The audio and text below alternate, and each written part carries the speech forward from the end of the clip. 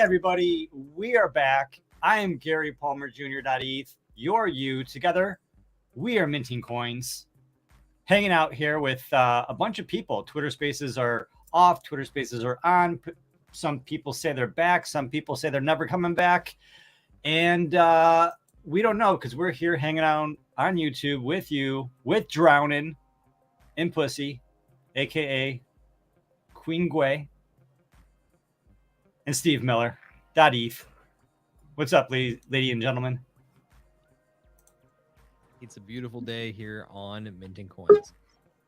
I'm just glad to be here with you, Gary. Ada, thanks for joining. Good to see you again. And of course, Queen Gway herself. Queen Gway, how are you holding up? Hey, so I'm doing good. I had a blast in the first, little, I guess, rugged edition YouTube space. But yeah, we're just hanging out. So as far as the spaces go, they're still down for me. And then everyone told me to make an alt account. I do have an alt account and it still did not work for me. So I think that strategy is hit or miss. But yeah, like I said earlier in the first space, I'm kind of out of whack because spaces are like, it's always on my agenda. Yeah. There's some people that I really have to check in with throughout the day, or I just feel like I'm, it's not the same. So yeah, I'm just glad I actually get to, hear some voices. My day isn't complete without you, Ada. But yeah. And Ada, what's up? Long time no see. Hey, everyone. Wow. I just feel like we just like a moment ago came off a 5-hour epic space and we're back. I think we took a little longer break, but it literally feels like 5 minutes ago. It's so good to be back. Let's dive in. Yay! Captain America's here.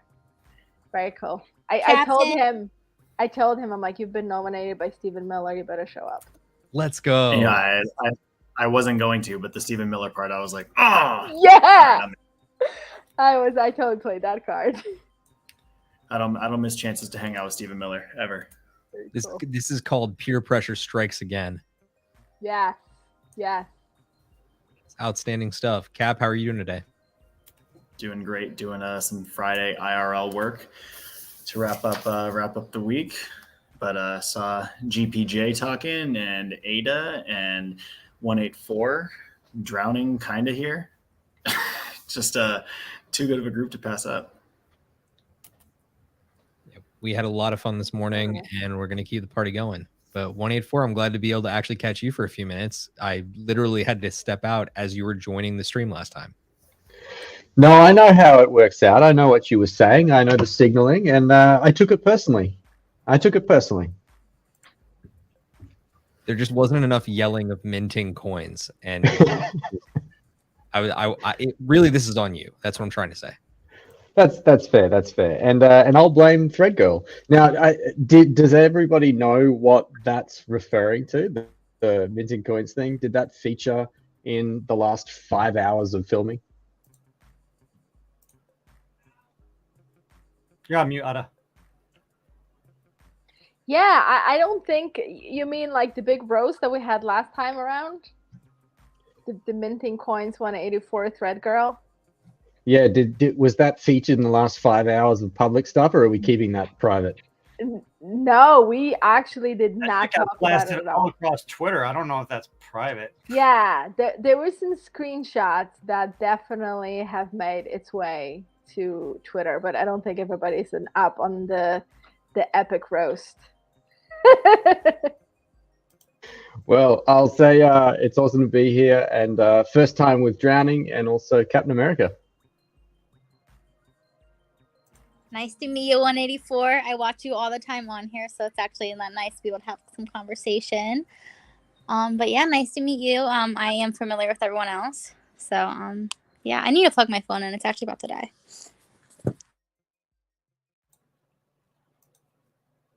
Yeah, watch those power levels. it can strike at any moment. You know, you're out mid sentence, and we're like, or maybe we say something, and then you're just out, and it's like, oh my goodness, that must have really offended. But really, Well, the funniest thing is, you know, I don't really get to charge my phone that often because, you know, Gwayman always steals the charger.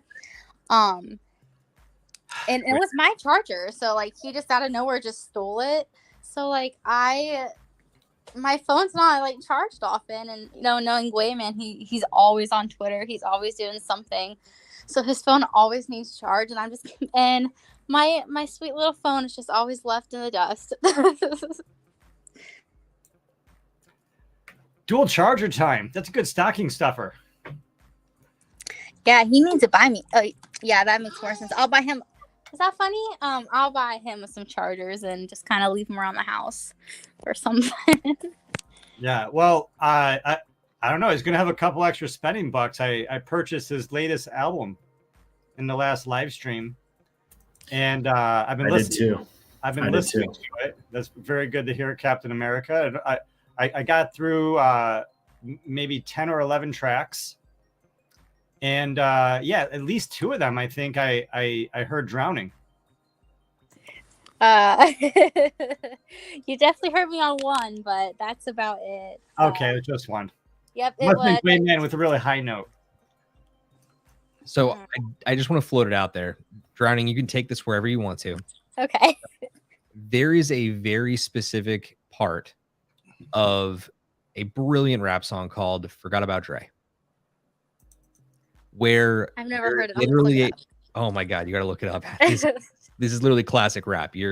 Oh my God. Dude, Stephen Miller, you're talking to a generation a little bit below you. I mean, I was talking to Gwayman in the DMs. He'd never seen Anchorman before. So, I mean, this is a generation a step behind.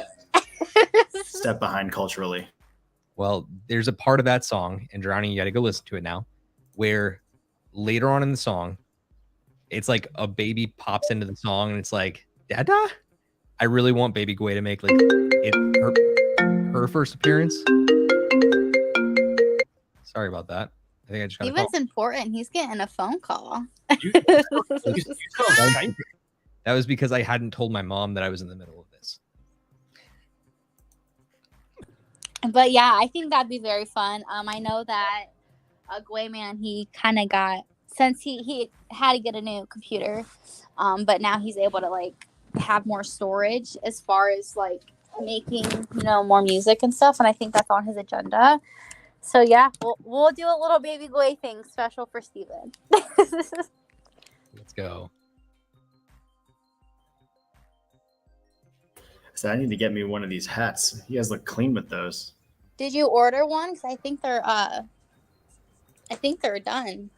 I think they're all minted. Or I heard that. See, I'm such a degen. They weren't minted, but I don't. Gary, what's the number you got up there? 2223.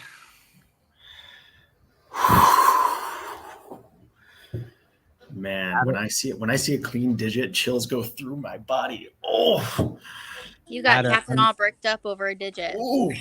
Adam, I'm pretty sure I know what 184s is, but what's yours? Well, I do have 184, so I could put that on given today's performance in the market. But yes, you can see it. That's my flex. Oh, I have one too. I'm gonna go grab mine. Yeah. Oh, I remember because Drowning was gifted one on the ENS Power Couple show that we did like Sunday. Very live on this yes. Channel. Yes. Epic. Yeah, I mean, we were talking, recently about like the sizes because like 184 and ADA.ETH is kind of about the same size. And I also have one for Unfolded Life, and it's like much, much smaller. It like runs longer and it's like tinier. But like initially when the ADA.ETH came, I'm like, that's huge. That's like anybody can see it. But it's pretty cool. I like it. All right, guys. So I did not brush my hair today, okay? But this is what my hat looks like. Yes. It was for Christmas, though. I definitely would have put Drowning and Pussy on it if it was me. Yeah. But I still love it. That's awesome. Right. It's totally awesome. The next hat run. You get that's yes. So is that first hat run done? You can't order anymore. Is that the deal? Originally, what I heard is that there were only 1,000. Oh, I didn't know that. Yeah. Yeah, because sorry, I suck. I'm so sorry. I talk a lot. No, jump in. I'm literally about to go buy a random black hat and just get it engraved. You guys all yeah, look so, exactly. You guys all look so cool right now. Oh my goodness. Bootleg. The first derivative. More, but they're out, so that's how I know. But he was like, yeah, like imagine being the only hat that has machine gun .eth on it. I'm like, okay, you dream. He submitted machine gun for the auction. I only know that half of the names have been selected so far, so we'll see what the other ones end up being. If you guys didn't know, if you guys were unfamiliar, Player One, if you know Player One on Twitter, he's host or promulgating, putting forth an ENS auction, about 8 to 10 names, commission free, just some exposure for some good domains. Flexter, what's up, Flexter? Putting some exposure for some good domains. The first batch, actually, it's 203. Maybe it already got announced, but it'll be ending at 2 p.m. Pacific, 5 p.m. Eastern on Sunday. And in that final hour, 1 p.m. Pacific, 4 p.m. Eastern, I'll be hosting a space counting down the final bids on all these domains that have various reserve prices. Knowing the first batch. Where is he doing it? Is he doing it on Twitter Spaces? The auction itself, the domains will be publicized, and they'll have reserve bids set on OpenSea / ENS Vision, whichever one they choose. And then we're going to be hosting a space in that final hour, kind of bringing attention. You and him together. Player One will not be speaking. So I'll be the host. He may be on the space, but he. Okay, I thought you were running a separate one, but you're doing it with him. No, So he's the one he's putting on this auction, and then for the final hour, I will be hosting a space associated with this auction to talk about all the names going. He will not be speaking. I will be the one hosting that auction. That'll be my first time hosting a space. So we'll see how that goes. Hopefully you guys are all around Sunday. I know it kind of starts right after. I think there's this like ENS and football something happening earlier that day. I'm not sure what the space is, but something along those lines. So it slots in nicely for some Sunday activities.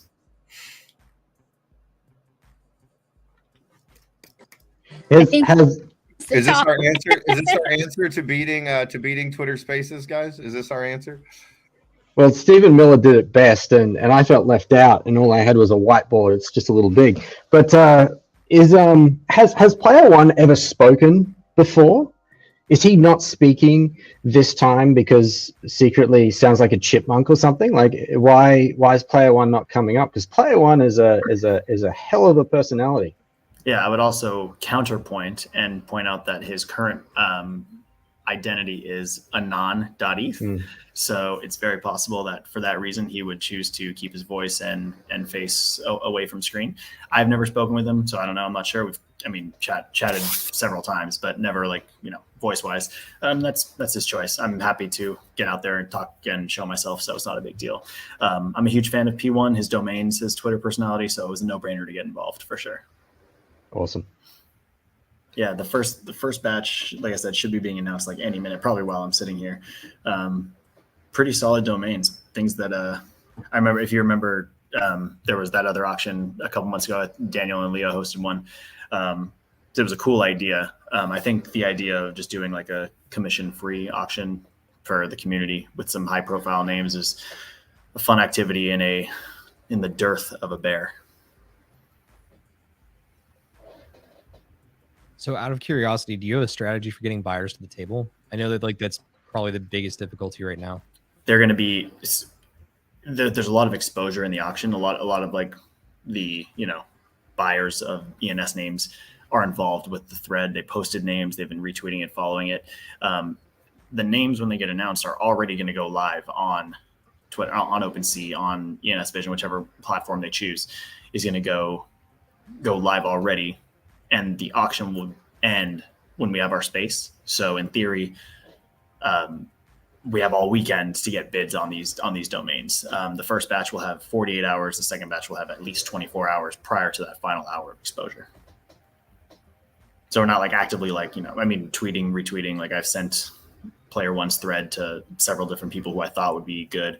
Actually, like I said, when this first batch happens, it'll be easier. I just don't want to spoil it. But I actually brought in one of the domains. I told the guy to submit, and it got selected. I was not part of the selection process. That's player one and FOMO.eth are doing that together. But I will be the one just talking about them live. You should come join, Stephen Miller. Are these relatively 1 ETH and over domains? If he sticks with the first the first batch that he showed me, if he actually goes with those ones, of the 4 that I have here, one has a 1 ETH reserve, one is above that, one has a 0.3 reserve, and the other one is a 0 reserve. So nice. So obtainable domains for everyone. I was very pleased to see a 0 reserve domain submitted. Hopefully that one actually does come through here, because that's an opportunity for the everyman to get involved. So right, and you have full support of the ENS NFL Game Day. We end at 4, so I'll go ahead and promote you guys to, once we close our space, to send them over to the live auction. 100% will support you guys, Captain America. Yeah, and I told you I'll be making my first appearance, so I'll definitely be there. Real quick, just to give like an appropriate response, because on Twitter normally we have the reacts, right? I would like to applaud you, Captain America, for really stepping up in this one. No, it's cool. I mean, like it's not foreign to everyone that there's been some strife in the greater ENS community, and I think it's a great opportunity to get back to why we're here, what we're about. ENS, great domains, being together, football sermon for that. Captain America, I do have to bring up this point. I'm a little upset with you.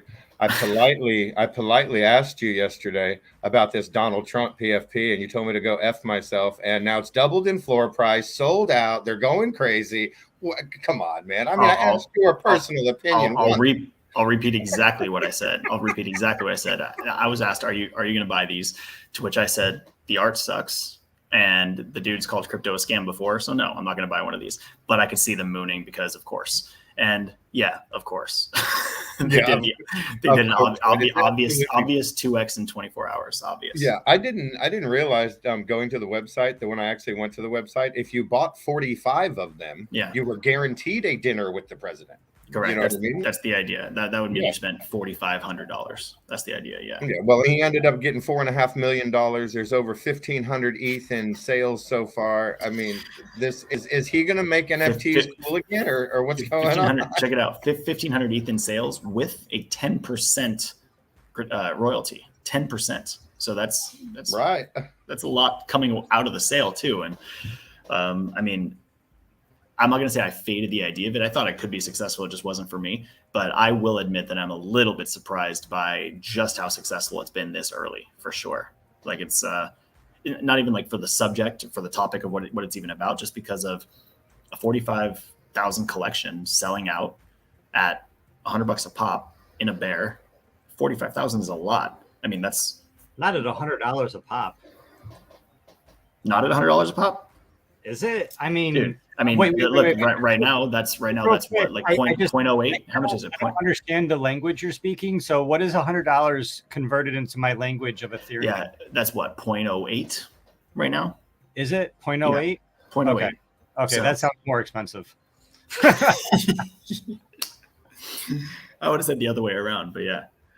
No, I mean $100, $99. It's like $99 for a card. It's like the gas fee is probably $99. Yeah, that's funny. Yeah, but no, it's like 0.08-ish, and now they're around, I think, 0.16. So they had dipped under, and then as they started selling out, it was an easy 2. I think it hit like 0.2 or something today at one point. But has anyone already discussed what's happening with Spaces? Are we back tomorrow? So I actually just put in our chat. So supposedly they're back now. But I mean, I'm still like willing to hang out. Like I don't really care like all about that too much. But yeah, I guess they're back. But You Yeah. never really know. Confirmed, they're back. Well, for I what guess it's worth, we for the, can close the channel and shut this down. And Gary's Yeah. like, I actually don't want to hang out with you guys. I'm sorry. All right, guys. no, we're not needed anymore. So Yeah, I mean, Gary can shut down the channel. I'm not. I'm hanging out. check it out. The names just dropped. So for Sunday, this first round of domains, in reverse order, with no reserve, 0 reserve, meaning, and just I'm sure everyone listening understands, but no reserve means that your whatever the lowest bid is, period, above 0, you have to sell that domain for. So when everyone else has a reserve, whatever the reserve price is, the bottom price. Thanks, Gary, for pulling it up, or Ada. Sorry. Do you not want me to tell you or show no, you? I said no. I'm saying Okay. it's easy. Thanks, Gary, for stealing my thunder. No. I was drawing attention to it. That's great. You see, we have Shithole and Bombarder, both with no reserve. I like Bombarder, no reserve. Shithole, kind of. I'm not gonna lie, is kind of a good one. At no reserve, it's a good one for sure. And then Unbeatable, 0.3 reserve, unbeatable at that price. and then Wok, W-O-K, the utensil and style of food, not W-A-L-K, W-O-K, 3-character domain, 1 ETH reserve. And then villain.eth, spelled correctly, VILLAIN.eth, 10 ETH reserve. That's the one that's a challenge. I mean, I could see it happening. I could see it going way above that. I could see in the short notice maybe someone just falling just short, but that's a quality domain, and I'm excited for this batch of domains. Those are all like clean words, obtainable. 2 of them are obtainable unless they get out of hand fast. I could see Shithole having some fun on Sunday, but it should be fun. talk about sentences I never thought I'd hear on minting coins. I could see Shithole having a lot of fun on Sunday. Dude, just wait till we start talking about the 69s and the 420 digits. You saw how I reacted to 2223. Just wait until there's some 69s involved. Oh my goodness. I'm actually really impressed that you guys have Villain and Unbeatable in the mix. Those are 2 really great domains. Yeah, Villain's Villain actually. I actually awesome. know Villain.eth. Villain's the one I brought in and said, yo, you should submit your domains. Villain also has Felon.eth is another one in there. So he's got a couple solid, like kind of darker domains, but people like those, those personalities. I know Anon.eth, player 1, also has, I think, Devil.eth. So, people like those, darker, evilish type personalities. So Yeah, but like, do they have Drowning and Pussy.eth? that's what I'm saying. I mean, I wish we had one grail in this auction, Drowning. Please, next time, submit your domains. I'm not gonna lie, I don't have very many domains. I meant your username. Oh yeah, okay. Yeah. Nothing less than 100 ETH. I'm gonna turn into Thread Girl. For sure. Yeah. No, it should be good though. It's cool that he's doing this with 0 commission, especially. Is that yours, Gary? Shithole? Like all my other names. No, that's mine. So I just ordered them by view count. So Shithole has the least number of views on OpenSea with 41 views currently. 2 favorites. This is one of the only reasons I like OpenSea, because it has like good view count, because a lot of people use the website. Then we have Bombarder, which is more than Shithole at 51 and 3 favorites. Pro level, shout out to Chai for actually adding a PFP when they're trying to sell it. Yeah, Chai's good. Chai's good with that for sure. Yeah. Unbeatable, 100 views, 6 favorites. That's much better. And we have Wok, which I am a big fan of the whole e-commerce names. I think anything like back in the day when we were talking about, e-commerce and how to make money online, and we were like, well, how do you choose like a thing to sell? Anything that's a physical item that fits in a small box is generally a good thing to sell. Like there's some other qualifications. I don't want to make like a class about how to like choose e-commerce products, but If it's small and it fits in a box, someone's going to Google it. And when you ship it, it's not going to cost a lot of money in shipping. You know, if you sell a big thing, shipping is a big hassle. So yeah, somebody could easily have like a really simple website that sells woks. And yeah, 213 people or 213 views, not people. That's a good one.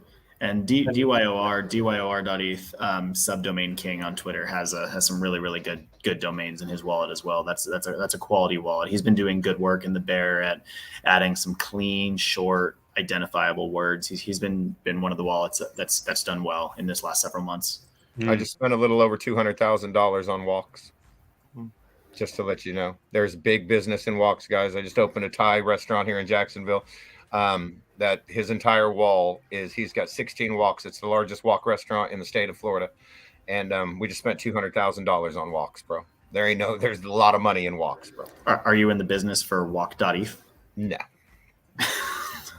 3 character. It's a high upkeep. It's that's part like having one of those grails that just also like costs so much money is definitely a tough swallow on somebody, especially while Ethereum is lower and it's like right now up to like 0.6 or 0.65 for a full year of carrying costs. So Flexer, how much is a good walk? The walk itself or the actual BTU burner that the walk sits on? I don't know what the money is. The money is in the actual device, because an actual walk device, you have to understand there's 2 walk platforms.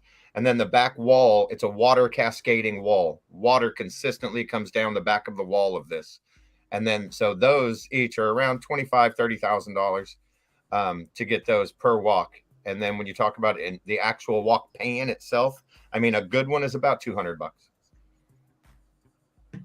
Yeah. So, I mean, if you had an e-commerce website where someone can, or even like a Shopify website that worked with Ethereum, like the Bored Apes do, you know, because they have token gated Shopify. Yeah. Oh, there's a Smithy. There's a Smithy right there, bro. Yeah, that's high dollar right there. Yes, sir. Those are carbon. Yeah, those are the big boys right there when you start talking about this carbon steel. So yeah, then you have a walk website, and then real simple. Someone clicks it, so your wallet pops up. That they pay for it. You have a way of capturing the dollar amount. How many of these you got to sell to make your money back of this much money? Like 3 of them if it's these. Anyway, like I said, I'm just a big fan of the e-commerce websites, because if you especially once it's easy. Like in Web 2, you just pop up, and it's hard for someone that doesn't know, but if you just pop up a WordPress website, add a WooCommerce plugin, add PayPal or Stripe, list your products for sale, and then you just do marketing, do Facebook ads or Twitter ads or whatever. And then people click onto, to your website, and they buy the thing and through WordPress, through WordPress and through, PayPal, right? I'll be honest, Gary. In Web 3. Yo, Gary, player. Wait, what's that? Yeah, you kind of just shit on me in one sense, but I really respect the shitting on me in another sense. Because I was going after products, and I never actually thought about small products that fit in a box. I have products like tabletops, verandas, pergolas. Like I've got big, big shit. I never actually considered smaller products that fit in a box. So, dude, I appreciate that shitting, because I just learned that I should probably be looking for smaller products instead of these bigger. I was in Austin, and that's really what kicked me off. Was about 6-7 months ago. I was in Austin, and 512. It was big, 3-digit stuff, and I saw 512 pergolas. And I'm thinking, pergolas. So I went and minted pergolas, and thinking the subdomain would be 512.pergolas, 214.pergolas, whatever area code would be pergolas. And then, of course, people call them different things in different parts of the world. So I tried to get the whole market: pergola, veranda, gazebo, so on and so forth. I got all of them except gazebo. Gazebos were taken. But the verandas, pergolas, overheads, all that type stuff, I got all those. You talking about shit for ENS names? I'm talking about. Now I'm thinking smaller products, not the bigger stuff. Like you just changed my strategy. Yeah, I was thinking more construction. Yeah, I was thinking like construction, bigger stuff. You changed my strategy to think something that can fit in a box. Yeah, listen, I got this new book. I'm writing it. It's called Think Inside the Box. I love it. And, I love it, Gary. Yeah, but listen, man, if you own house.eth, and just because you can't fit that in a box, it's still a good name. Yeah, but I think there's a lot more smaller products now in my head that I can think about and go after. Well, I'm thinking like a Web2 e-commerce person, like normal Right. stuff. Gary, I just shared your space on Player One's thread, or your stream on Player One's thread, and he's laughing about all the walk alpha being dropped right now. So he's listening to laughing at everyone talking about all the walk. Dude, does he realize there's a carbon steel smithy $325 walk, and this thing's a deal? That's a deal.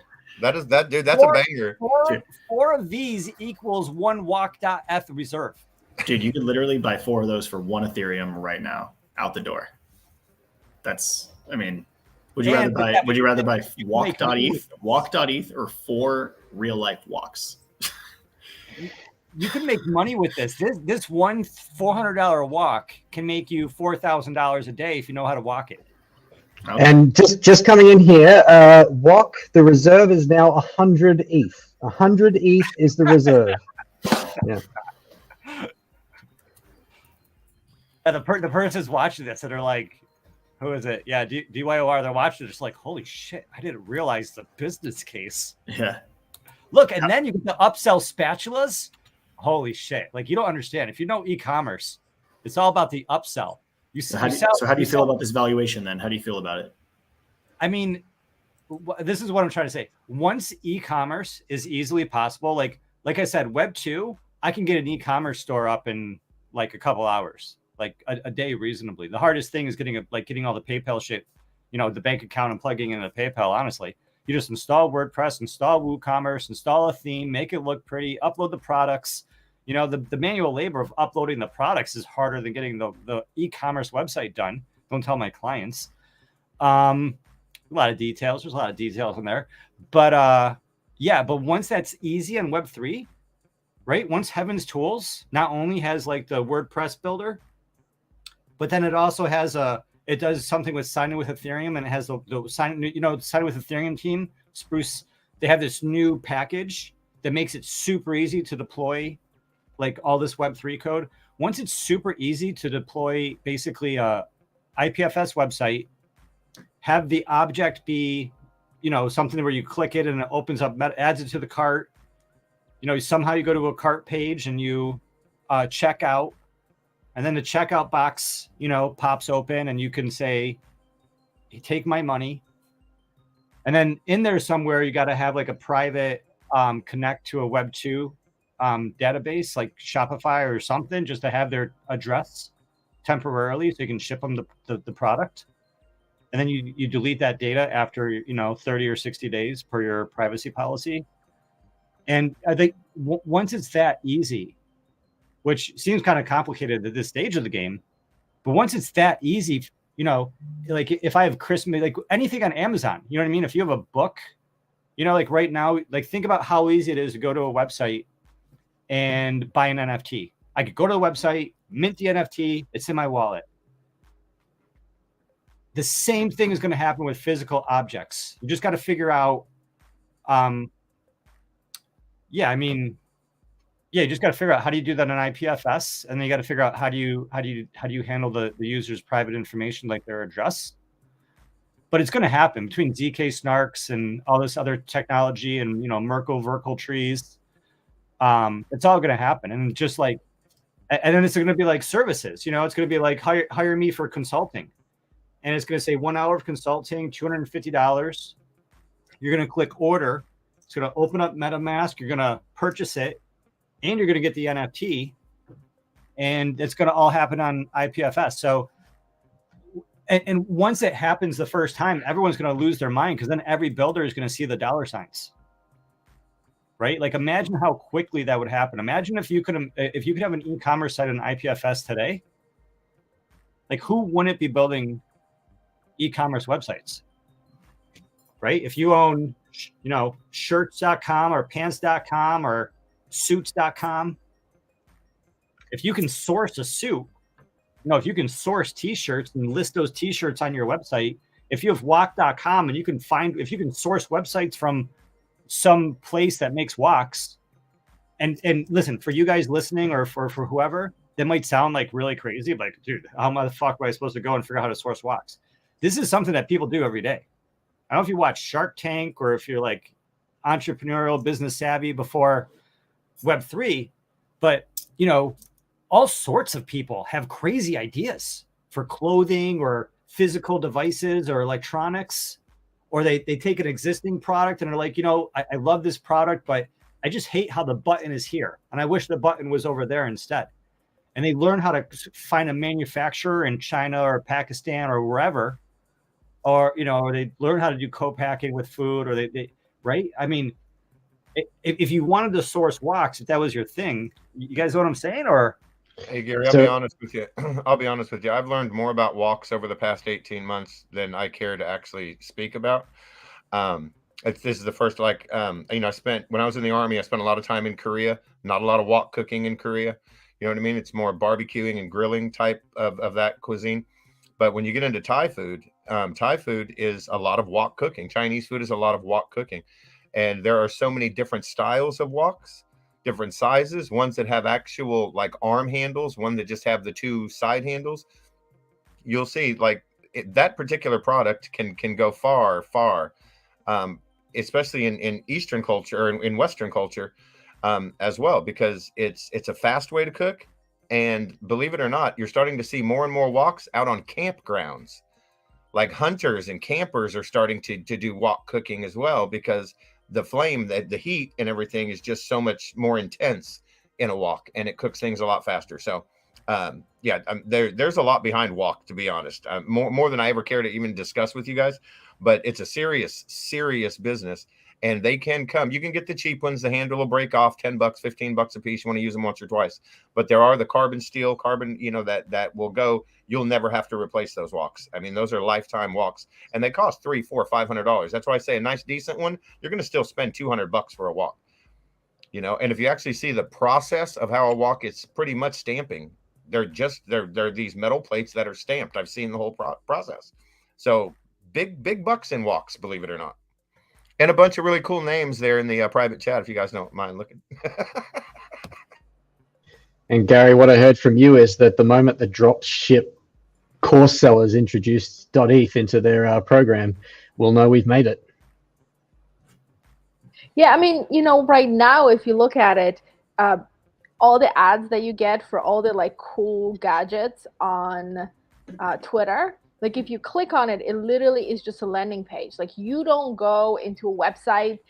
Probably the people who sell them, they have like 100 different websites, because if you go into a website and you have like 100 different things, you go into, like, in marketing terms, right, it's like decision paralysis, because too much actually makes you, like, you look at everything and then you leave buying nothing.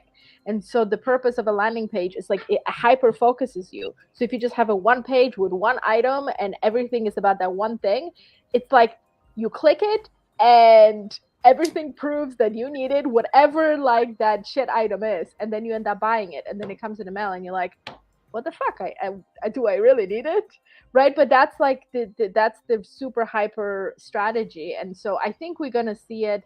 And I think that the thing with .com is the better domain name you have, that's like having a store on Main Street, right? Because if you're looking for wax, you're gonna type in wax into Google, and then if you own, for example, wax.com, that would automatically come up first because of the domain name. So somebody who's using some other crazy name, they have to work much harder on getting the SEO. But if you have a really good domain name, and I think, if I'm not mistaken, we're going to see the very same thing with the .eth. It's like the better domain name you have, the more visibility you're going to have simply with that. So I just discovered that there's more than one meaning of the word walk.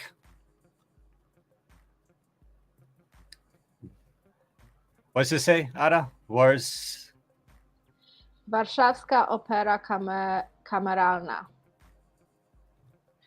otherwise known as the Warsaw. Yeah, that's the Warsaw Chamber Opera. Otto, you can say Yeah, anything to translate me. that for you. I like that World of Kickboxing, to be honest. That's a magazine. Yeah, World of Kickboxing. Wealth of knowledge applies to anybody in the world. If you got a crypto company, you could call it wealth of knowledge. You got a finance company, wealth of knowledge. You got a kickboxing company, call it wealth of knowledge. No matter what you got, you know, you could call it wealth of knowledge. I like that one. Yeah, a world of knowledge. That's really good. World of knowledge. That makes this viable for anybody. Or what I said world of knowledge. This says wealth of knowledge. So it could be world of knowledge, wealth of knowledge. Listen, yeah. I think that one, is it like one, the WAC has like a 1 ETH reserve right now. Yeah. I think that we're making I'm the thinking case about like selling myself on it. I'm like, I could sell WACs. I could source WACs. I mean, I think that that's why we are so early in a whole that ETH, because right now we're looking at it, and I think we're looking at it from the lens of kind of what we know, right? So we look at like 3-digit domains, and we're like, oh, 3-digit domain. We look at like clean 4-digit domain, right? Captain America, like, wow. Because it's what we know, right? That there are these clubs, and don't pump his head up any bigger than it's already pumped up. It's not about my head. If you're looking at Gary Palmer Jr.'s head, if you're looking at 184's head, if you're looking at, the digits are everywhere. Look, the person who's responding in the chats is 9169, also an ENS Maxi guy. Yeah, I mean, the 4 digits are all over ENS, and it's crazy because 4 digits are more than half of ENS all-time volume, I believe that, if I'm correct about that. I think I said that off the top of my head, but I do believe that's correct. So it's a force to be reckoned with. It's a force that's just not going anywhere. And for the good of ENS, it's good to have, I think, like a stable like baseline of, a consistency in these domains to be able to refer to other things. Now, a good 4-digit and a great word, they're not comparable necessarily, but like if you think, someone's paying for a floor digit at this time, 1.3, right? For example, it's fair to base if your word is as good as a 4-digit. So it's good to have like something to be able to have a centralized valuation for, and digits have proved to be that, I think, so far. Yeah, no, that's what I mean. Like, there is a proof case. Like, we know what the 3 digits are selling for. We know what the 4 digits are selling for. So we can say, okay, like this is what we're basing evaluations. But I like to always think like we just haven't, because we don't have any other cases, right? So we just look at walk.com, and it's like, the minimum is valued at 1 ETH. Like, I look at it and I'm like, that is crazy. Like, that is so absolutely low, because I mean, the truth is, it's when people ask me, like, what would you value this at? I always ask, for right now or for the future? Like, how long do you want to hold it? Because if you want to sell it now or within the 6 months, I think the evaluation is going to be completely different than, we're going to say we're going to hold it for 10, 20 years. Because in 10, 20, 30 years, I mean, it's just like the voice.com sell, right? That person sat on it for a very long time. But then was it worth it, right, to make that sell? So I know the same is going to be the case with that ETH.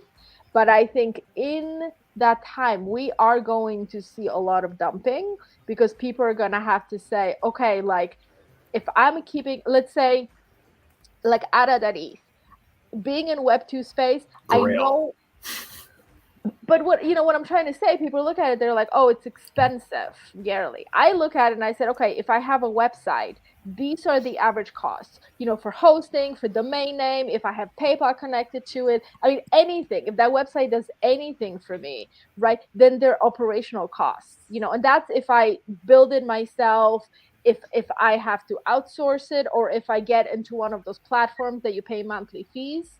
There's a lot of great people, like Hijabi, for example, does everything. It's amazing. It's $100 a month, right? So that's like, to operate my business, my operation costs, it jumps to $1,200. So then all of a sudden, out of that ETH, I'm like, well, that's the steal. That's operational cost. But if I have 20 of those names and I'm only holding them to make a profit, then I have to kind of weigh, okay, how much is it going to cost me operationally, let's say, to hold it for 10 years? And does that make sense? And so that's why I'm predicting we're going to see a lot of dumping, because depending on how long people have held, how they registered the names for, they're going to get to a point where they're just going to have to go, okay, do I invest more money into it? Is it a long-term investment, or do I just dump it for, you know, whatever I bought it for? And we've seen it with ENFs too. I mean, NFTs too. Like, people bought it and then it's like it was going down, or and they're just like, I just need to get rid of it. Like, whatever you give me for it, I'll take it. And so that mentality is already there. And I think if you have a vision, if you are a 100% believer in ENS, like, that's the time where you're going to be able to buy the grails. And I think we're seeing that right now. I know that's what you're talking about, but we're seeing it occur right now. And it's not occurring from people that are weak hands or anything like that. It's occurring from intelligent people that are actually saying, okay, these are the numbers, exactly as you described. Now, when it comes to the whole notion of today's valuation and tomorrow's valuation, I think for most of us here, we're also valuing the future in dollars. We're not valuing it in ETH. It's ETH today. We know that's going to change, but we cannot guarantee anything there. We cannot guarantee what that's going to be. So in most cases, I have a handful of names that I say they're future valued, and that's in dollars. In my mind, they're in dollars. And whatever they're listed at, my view is it's the price that they're listed at, and it runs on the scenario of ETH drops 50%. You know, dip buying opportunity, come and get it, but I also don't expect to sell it at this time. I think the conviction of the person who has the bags also matters as well. So if you're eyeing off a name, you've got to find out who's that person. Are they somebody that's up to something that they're happy to sit on it for 10 years? Or are they somebody that's constantly changing their portfolio over, and they could be doing it very intelligently? Or is it somebody that's just fly by the night, they've turned up, they don't really know what they're doing? And all of that matters. And sometimes you have to just pay the premium if you really, really, really want that name. Other times, the strategy of hunting it down and doing the research is going to pay off. But people are folding right now, the smart ones and others that are concerned. And we're all a little bit in both camps at any one time. You have to look no further than Golden Bezos, right? I mean, this is everyone's icon, the greatest whale trader in ENS history, buying digits above 3 by the sweep, all the vibes across the board, dumping digits down at 1.2, 1.3 to fund different ideas, to fund emoji purchases, to fund clean word purchases. I can't even speak to what a 200 ETH loss looks like in that wallet. It's probably a drop in the bucket, but everyone has like a different vision of where they want to take domains and what domains can be and what's next and what's next for them. So it's like you said, that people are going to be constantly evaluating. And as a trader, you can kind of find which ones may be able to fit your goals of short-term growth, mid-term growth, depending on kind of whatever you feel. You brought up a good point, Ada, about whether you choose to invest in these domains. We're just talking about walk.eth right now. Walk expires in January. So whoever comes and gets it is going to have to look at a purchase price and a sustain price. I doubt whoever comes and purchases that for 1 ETH, say, is going to purchase it and then do that month-to-month BS that has become so prevalent in ENS these days. And I really, really am praying that when it's time for digit renewal, no one's doing that shit too much, and that people are just giving it the other year and extending it. 4 digits are maybe in a better position than 3 digits, but April 2023 will be a very interesting time for domains as a whole, for sure. Hey, Kev, you did notice Sex.eth wallet, he has renewed every single one that was in grace that we were talking about the other day. I didn't. So many in grace. Was it him that did it, or was it the person that did the kind gesture by renewing those names? Oh, you know what, Flexer? Yeah, someone also did tweet that they were like, don't hate me for doing this, but I went and I extended all these grails instead of letting them fall into grace. And I'm trying to think about why that would happen, except for you're trying to make a trade with that person, maybe. But yeah, someone extended several. I don't know if it was them. Okay, also, yeah, because I looked at this wallet this morning because he had so many in grace that were, I mean, coffee, hotels, all of those were in grace, and now they all have 11 months on them. So somebody went through his entire wallet, it looks like, and put 1 year on motels, hotels. Oh yeah, they did all of them. I mean, they must have it's because this trader.eth got accepted. So there's so many theories about why trader.eth got accepted, either being like, he wanted to start a bidding war on all of his names, draw mad attention to the wallet, like the wallet has awakened, or that was just like, a quick stab that he took before trying to figure out how to price the rest of his domains after being gone from the game for so long, or her, excuse me, I apologize. That could be a female as well, but either way, it's a tricky position for buyers now, just like flooding that wallet with offers without kind of knowing what their intentions are. Like you said, then you got people going extending the domains. It's even harder to get quality domains than it was before. And the extending the domains, there's something to be said for the generosity that it is, and that having someone's back. And there's another side for it, which is what do you want out of it? is there something in all of that? We had a very long conversation about it. You can go back in that part 2 of today's 5-hour show, exactly about that. Like, was it generosity, or was it because it was a great business move? And it was a great discussion. Strategy. I'll say I don't personally love that has some strategy behind it. I'm saying I don't love that the deal went to the wallet. The trader.eth now is owned by the wallet who owns Nazi.eth. That's not my favorite, but it's that's a hopefully someone will buy that one and just send it somewhere else. But I don't know if you guys saw, we bought anti-Semite.eth and sent it to the Burn wallet. And someone was like, saying, go look, Nazi.eth, and it's like 2 ETH. And I'm like, I'm not going to give someone $2,500 for that. But if it finds itself in expiring maybe sometime. I know, who is it? Someone has like a Burn wallet project. Yeah, it's Kel. Kel, yeah. I just found out about that. That's pretty cool. I didn't know about that existed before. That's where Elon. That's very old. Elon is in the Burn wallet, bro. Yeah, I know that. Isn't the first for like 32 ENS? years or something? For like 32 years, it's in the Burn wallet. Is that true for like the first ENS also? You're talking about that Relixer or whatever it is? No, I think that one's owned. I don't think that one's in the Burn wallet. I don't know. So yes, that happened where Nick Johnson transferred the Relixer from one address to another address, and he used OpenSea to make that happen. And OpenSea coded their shit completely wrong. So when you transferred your ENS names on OpenSea, it sent your ENS name to the Burn wallet instead of to the address you wanted it to go to. Why? Because that's how OpenSea does stuff. I could say that because that's how they did stuff. And so I don't know if the name ever expired and then was reacquired by Nick or not. But if it's in the Burn address, then it's still there. And if somebody owns it, then it was expired and reacquired. What was the spelling on that? It's like RILXXLIR or something. It's a palindrome. It's the very first ever ENS domain. Yeah, it's a palindrome. Yeah. Bless you if that's correct, because that's a hard one. Yeah, he just picked it because every name had a different time when it was released for people to bid on it originally for the 7+ characters in 2017. And that was just a name that happened to be available, like right away. And so he just registered as the example, and therefore it became the first name ever. There were a couple submissions into the auction for some really early pre-punks and some early like pre-punk 1K type domains. I was onboarded into NFTs with like historical NFTs like Mooncats and Curios and all that stuff.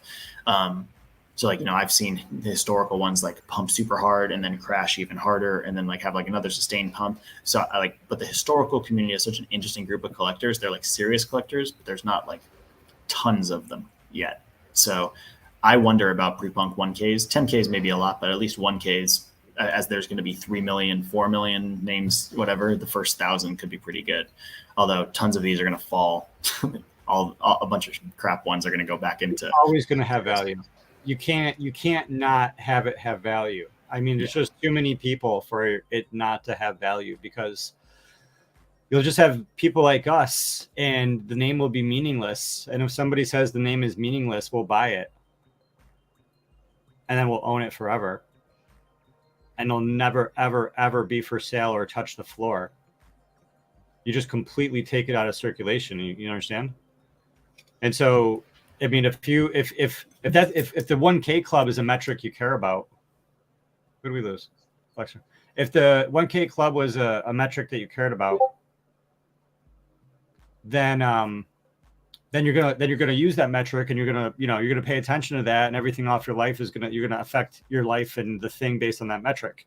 And so if I have names in the 1K club, and I want to add value to my names in the 1K club, I'm going to buy all the floor names in that 1K club, and I'm going to increase the value of my names, right? It's like, basically, I'm just telling you how all NFT projects work, right? Am I making sense? Absolutely. Same thing with cars. You know what I mean? If there's like only like 5 of these type of cars in the world, and you own 1, and there's 4 more, and you buy 2 more, and you own 3, that makes every one of those 5 cars worth more.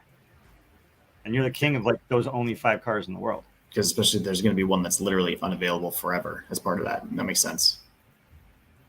Yeah, there's like this business meme where I forget what is that business meme. It's like there's 2 guys selling fruit. There's a guy on the left. It's like, hey, these are $10, and the guy on the right says, hey, these are $20. You know, they're all fighting about the price. And then it's like and then this is the same price, and then the guy makes his a little bit cheaper. Yeah, so it's like 10 or like 20 20 10 30 10 sorry 30 30 20 20, and then the one guy does 10, and the other guy has his at 20, and he looks at his at 10, and one guy buys all the melons from the other guy for $10, and he crosses out his price for $20, and he puts 40, right? Because the other guy sold so low that he bought all of his, and then was able to take his moderate price and raise his prices. And then the guy that sold at $10 is like looking at the $50 price like, oh, fuck. You know, because if there's a race to the bottom, and then some people want a real life paper hand. Well, if they were selling paper, they're both paper men. But yeah, that's just like, you know, so if people are, that's how like the stock market crash of like the 20s happened, right? There was like this race to the bottom with all the stock crashing, and everyone was selling thinking the stock market was over and it was the end of the world. And then a select few people that knew it wasn't the end of the world came in and made a smart business decision of buying everything up. That's what happened in 2008. That's why Mark Cuban is a billionaire, right? Mark Cuban is a billionaire because he used to be a 100 millionaire because, or something, because he owned broadcast.com and made some bunch of really good internet deals.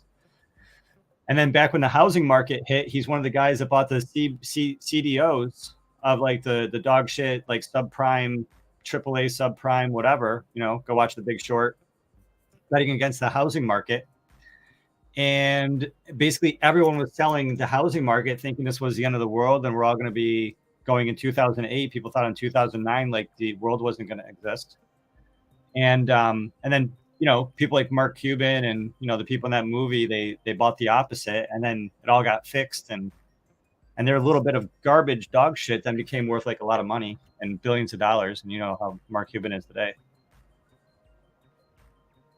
The same thing with the apes, right? Like everyone's like paper handing apes or paper handing VeeFriends, or right, like an ape at 80, right? Like whatever the bottom is, like people could be selling like if Ethereum gets cut in half and Bitcoin like goes down to 12,000, you know, the prophesized 12K, and Ethereum goes down and Bored Apes gets sold down from 80K floor right now, and they get sold down to 40 ETH floor or less. Who knows? 25 ETH floor. You don't know. Maybe like the Moonbird prices. And then boom, someone comes in 100 Ethereum, they buy 4,000 Ethereum, they buy 40. You know, big plays get made. The world doesn't end. The internet continues growing, turns into the metaverse. A16Z has a lot of money invested in Bored Apes and VeeFriends and all of the metaverse. And yeah, it just freaks me out. Like I don't have enough dry powder, you know, for the coming, you know, slaughter that I believe is happening. Like it's going to happen. Like I believe, like, you know, things are going to get worse before they get better. A lot of people are going to be forced to sell. Because we're not at max pain. Everyone's like, the bottom's in. Aren't you guys happy? We survived the flood without having an ark. And I'm like, you mofos. It's like the flood is coming. The flood's not here yet. Literally why there's an NFT project called the MFers, because those people exist. And it's going to be that way. They're going to be naive to it. And I I hate over bullish sentiment, because that's what this is. It's people that are not seeing the forest for the trees, to just continue using worn out anecdotes. Yeah, I just do the opposite. Everyone says the bottom's in. I'm like, the bottom's not in. Everyone's just walking up like they just got pushed, like they fell off a tree. And I'm waiting for them to get like literally like eaten by a bear. Like their face is going to be in a bear's mouth and they're going to be like seeing like the light of death. Yeah, see, that's your indicator. I just have the Jim Cramer indicator. He's all over the place. Yesterday he said Binance is fine. Today he's saying it's not fine. It's just, dude, the 2-day stretch between those two comments is hilarious. Yep. Like he knows he's on a show that people listen to what he says and records what he's saying. He could at least wait another week instead of later in the same week to just change his opinion without any new info. The Kramer indicator is weird. You know what I mean? That the 2 days, it's just like it's just too volatile. The Kramer indicator. That's why he's starting to know that people are like oppo trading him. So now if he makes both predictions, then he's right both ways. So I'm pretty sure it was CZ who, when he made the first comment, CZ remarked, "Oh no, this is not a good idea. This is not a good sign," or something to that effect. Yeah. Apparently someone took like a clip of a CZ interview and kind of like made it look like he was like more bearish than he really was, and then the full clip was released and it had a little more depth in the explanation. Yeah. So I mean, we just don't know. Like, yeah, there's like a lot of things. The whole grayscale thing and the whole like FTX crisis fallout. The whole. What's up, Steve? What you got? This just apparently came across. Hal Finney's Twitter account just came back to life. His wife apparently just tweeted from the account for the first time since his passing, just so that Elon wouldn't close the account. Wow.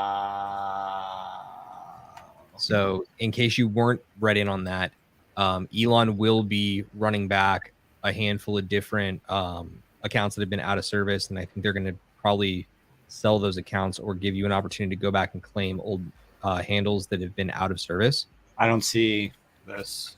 I will send you the article real quick. Oh yeah. Oh, because I'm on Hal Finney's. Am I not on the right account? I'm pretty sure. No, you're in the right one. Take a look at the comments. So tweets and replies, and it's the first. Oh shit. Yo, the owner of Walk.eth was also listening, and yeah, if I were him, I would change my mind after all that heated discussion right there. He did way too much value there. Is that what he said, or? No, I'm saying you were saying, or I was maybe 104 who said this just in. It's now listed for 100 ETH.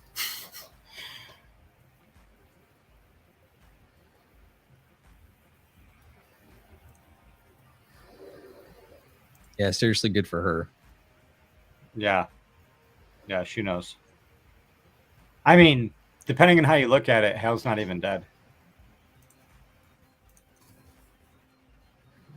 I should give my family access to my Twitter, or be like, no, I'll die with my domains in the wallet without access to those, but you must be able to go in and keep this Twitter account alive. So Stephen Miller, what's next for season 2 of the Shark Tank? And I've already actually been working my ass off on getting ahead of like the show management. You guys honestly have no clue what goes into it beforehand. And it's probably more so my own doing because I'm just OCD about show prep and planning. That's it. But I've been really at the grindstone, making sure that like intake forms are absolutely as simple as possible, so people don't have to like ask a shitload of questions. Making sure that we have an entire roster of like 40 names that we can go to for guest sharks each week. We're gonna roll deep. It's gonna be a really, really good season. We've got a lot planned, and a lot that isn't planned that still needs to be planned. So, are you considering instituting a video component similar to this, or I mean, I know we just saw Flexter pop in and he's posted himself before. Fireball was in Florida for the ENS event, but I know some people like to remain kind of more anon. Is there a platform that would allow you to be on video, accept call-ins, and bring people up that you think is better for that? Well, I mean, you can still do this, right? If you want to stay anon, you can literally flip over to your avatar and you can just PFP your way to glory. And turn your camera off. Exactly. This is what I'm trying to show you. Or never turn your camera on. That too, yeah. So you could use like StreamYard and bring each person up one at a time just to join the tank and send them back down, bring up the next person, etc. Yeah, you could absolutely do that. Like here in the private chat here, there's the StreamYard link, and so we can share that with anybody, right? Like, And just have them pop up, yeah. And for the sake of today, maybe we'll pop it into the chat. Yeah, everyone get up here. Not that we're gonna let you up, but if we recognize you and your camera's on, and or if we know who you are. But you just share that. Now we could be going over. Now we could be screen sharing. Now we can be showing the names, and now someone can come into the green room if they click the link, and they could type in the chat. We could be like bring up that he could say like, I'm going to bid an Ethereum, and we give him the link, bring him up, talk to him. You can leave the camera off, like my camera's off now. And then if you really want, you just go to Amazon and get a voice changer. But yeah, you can also manage so when they pop up, they don't automatically show up here. They show up in a green room, and then you as whoever the admin is, then you bring them live. So whoever pops up, Gary and I both see them as they come in, but they're not live until you actually say, okay, come up. Yeah, and so I'm familiar with Restream as opposed to StreamYard. Obviously, very similar platforms, but there are noticeable differences. And like after having been on your show now a handful of times, like I'm really curious about what this looks like cost difference wise, because to begin with, we need to still fill like sponsorships for season 2. We're working on that right now, and the sooner that happens, the sooner that I'm actually going to explore what more we can do to reinvest that money into the show. That's the big goal for me right now. So we're working on it behind the scenes, but there's a lot more we can do if we have appropriate funding and we have a sponsor that's willing to commit to working with us and partnering with us long term. That's great. Yeah. Right. I'm a Shark Tank fan, so I will be back for season 2, ready to rock and roll. And I promise that now that I'm an official auction space host, not a big deal. I absolutely will not be stealing any Shark Tank thunder, and my loyalty is to who I support, and that is the Shark Tank. 100%. I just wanted to say thank you so much, guys. I got to run. I got to feed a whole bunch of hangry kiddos. But it was a pleasure, and I'll see everybody soon. Great thing, you gotta make sure that you don't run. Make sure you walk.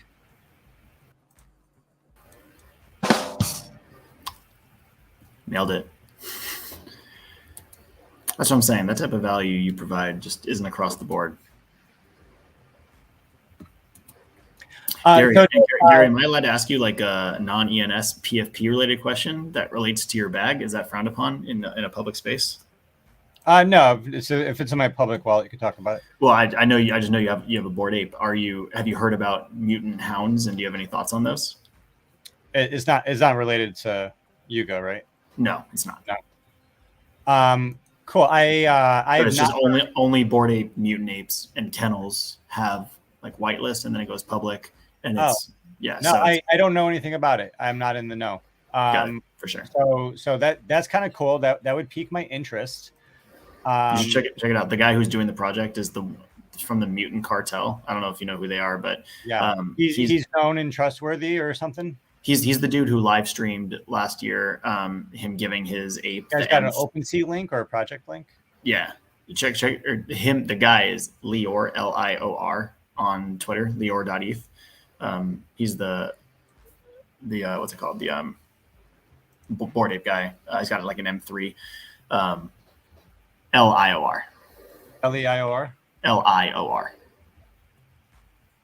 Account suspended. Nope. LIOR_ETH. Yeah,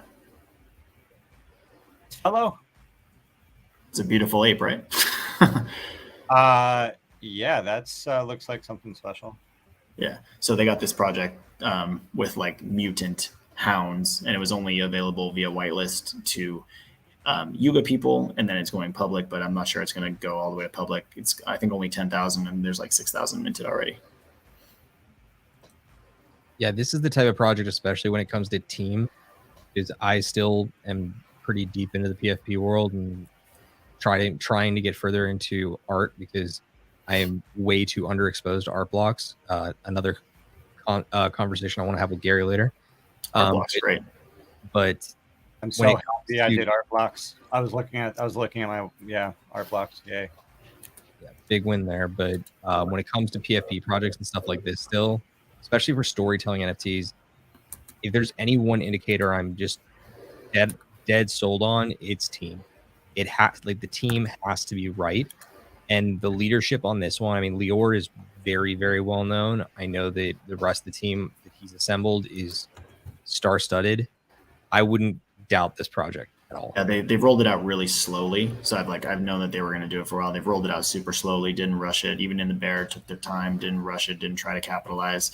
The mint price was steep. It was like 0.25, I think. But like I said, it was only open to Bored Ape, Mutant Ape, and then Kennels tomorrow, I think, and then public, if it goes to public, and then yeah, and then I think you burn the collar you get on OpenSea to get your actual hound at some point. So the actual hound picture is being released. That's the only reason I'm interested. Is like they're just like cool to look at. It's like they all look like they're like the same vibe as his like mega trippy ape that he has at the top there. So it'd just be a cool piece to have in the wallet, I think. Gab, you know what I think you would look great with? An on-chain monkey. Yeah, I'm glad you brought it up. If we're going to talk about PFPs at all, if that's not frowned upon, you should give me the pitch. I know nothing about it except that you and Flexter have them. I know nothing about it at all. I feel like we now need to get Queen Gui back in here because she has officially been OCM pilled, but like I want to make sure that she gets the full story before she ever actually purchases. Yeah. Yeah. See, Gary, it's like storytelling based also. So that's yeah, like, no, storytelling is great. Yeah, the hounds look really cool based off the similar art.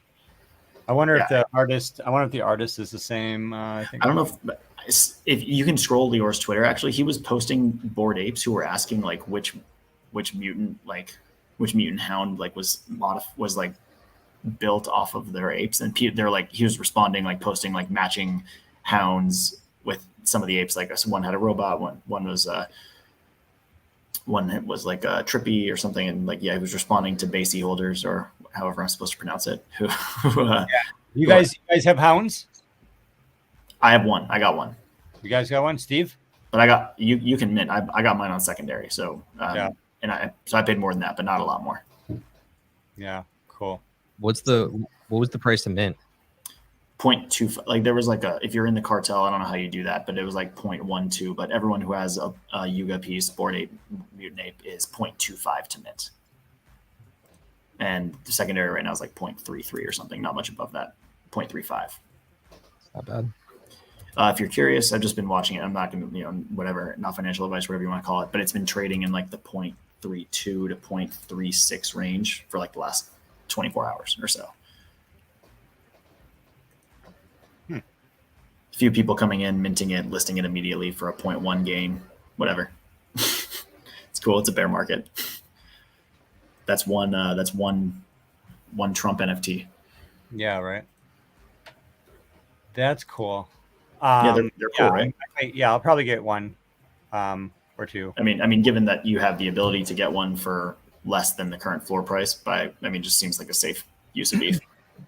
Yeah. And it sounds as if this is like a real player in the space that, is authentic. Yeah, I'm surprised you haven't heard. He's like posted. I mean, I'm not a Bored Ape. I'm not in the Yuga community yet, but he's like fairly well known. Yeah. Yeah, I mean, honestly, man, it kind of sucks. I need to be in. I have so many Discords, and I'm, I have 2 feet in the Web 2 world, and I have like a foot and a half in the Web 3 world. In the Web3 world, there's a lot around ENS and IPFS that I'm looking at. You have 4 feet? Oh my goodness. Oh man. Wow. You know you're really tired when that actually makes you laugh. Oh my goodness. Yeah. Where you don't have to dox yourself, Steve, but what time zone are you in? What time is it over where you are? Are you East Coast? I'm in the Phoenix, Arizona time zone. Oh, okay, right on. I'm East Coast. West. West Coast, best coast. Except I'm in a desert. It's nowhere near the coast. My friends worked for ASU, worked for the Suns, all the sports teams in Arizona. So we spent a lot of time out in Mesa and Phoenix and Scottsdale, etc. So good vibes. Well, if y'all are ever back out, feel free to shoot me a DM. I'd love to take you out to coffee and good sushi. Are people doing ETH Denver? I am not. Committed, 100% out?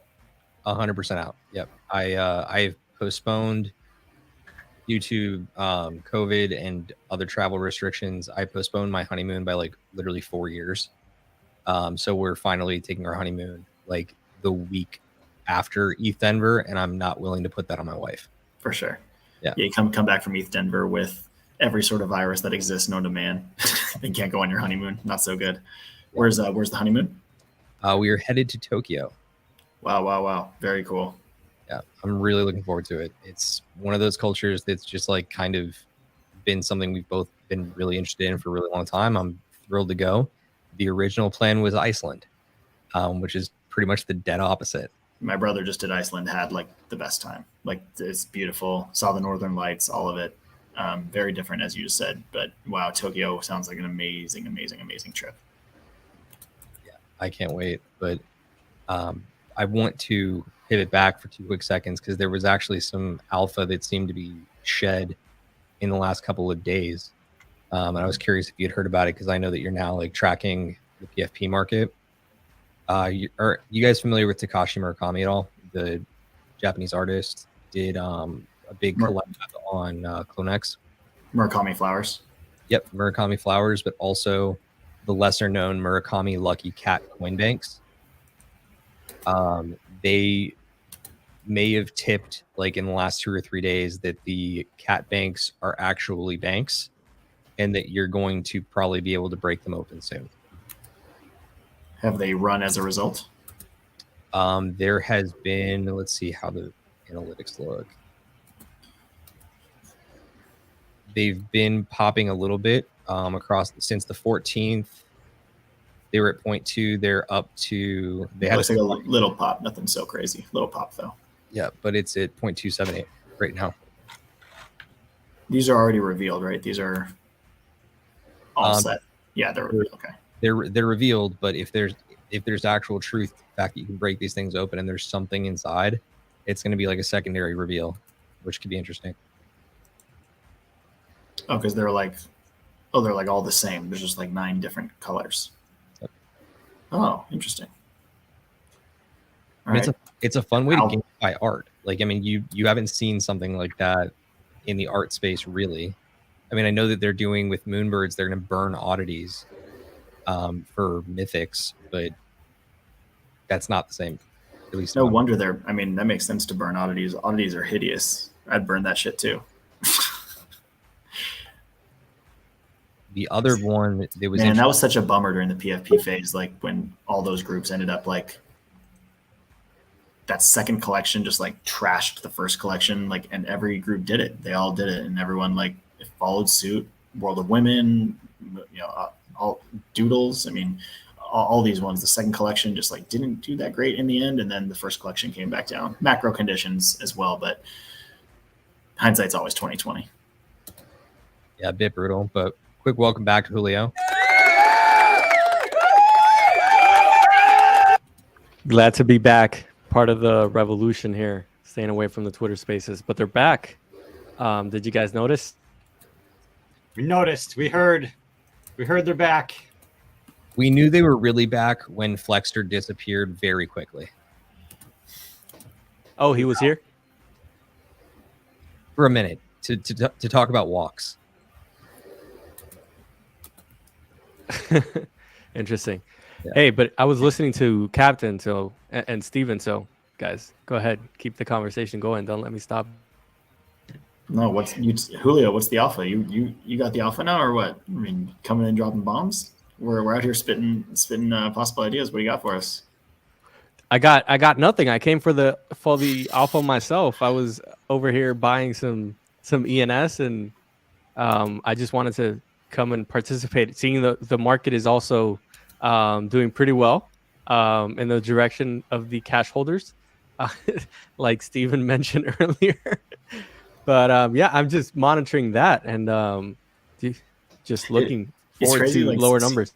Going like 1330 or whatever, and just like being back like under 12 the next day. It's just like not fun. It's just like, it's not even like that. It's like we're used to it. I mean, I'm majorly used to it at this point, even after only a year and a half in the space, 2 years tops.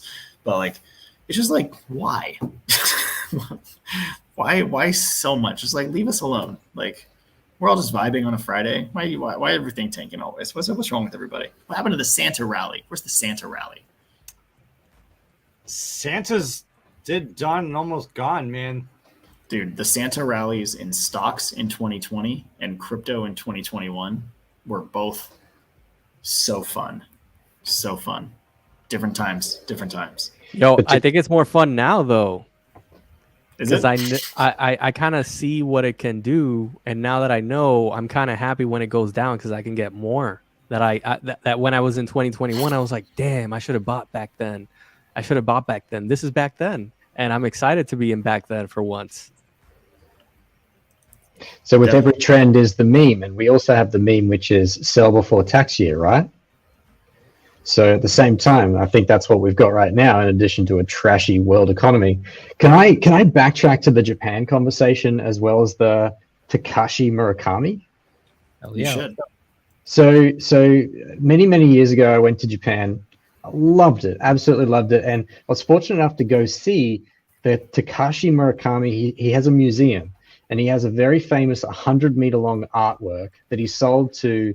It was like an Emirati. It was $1 billion.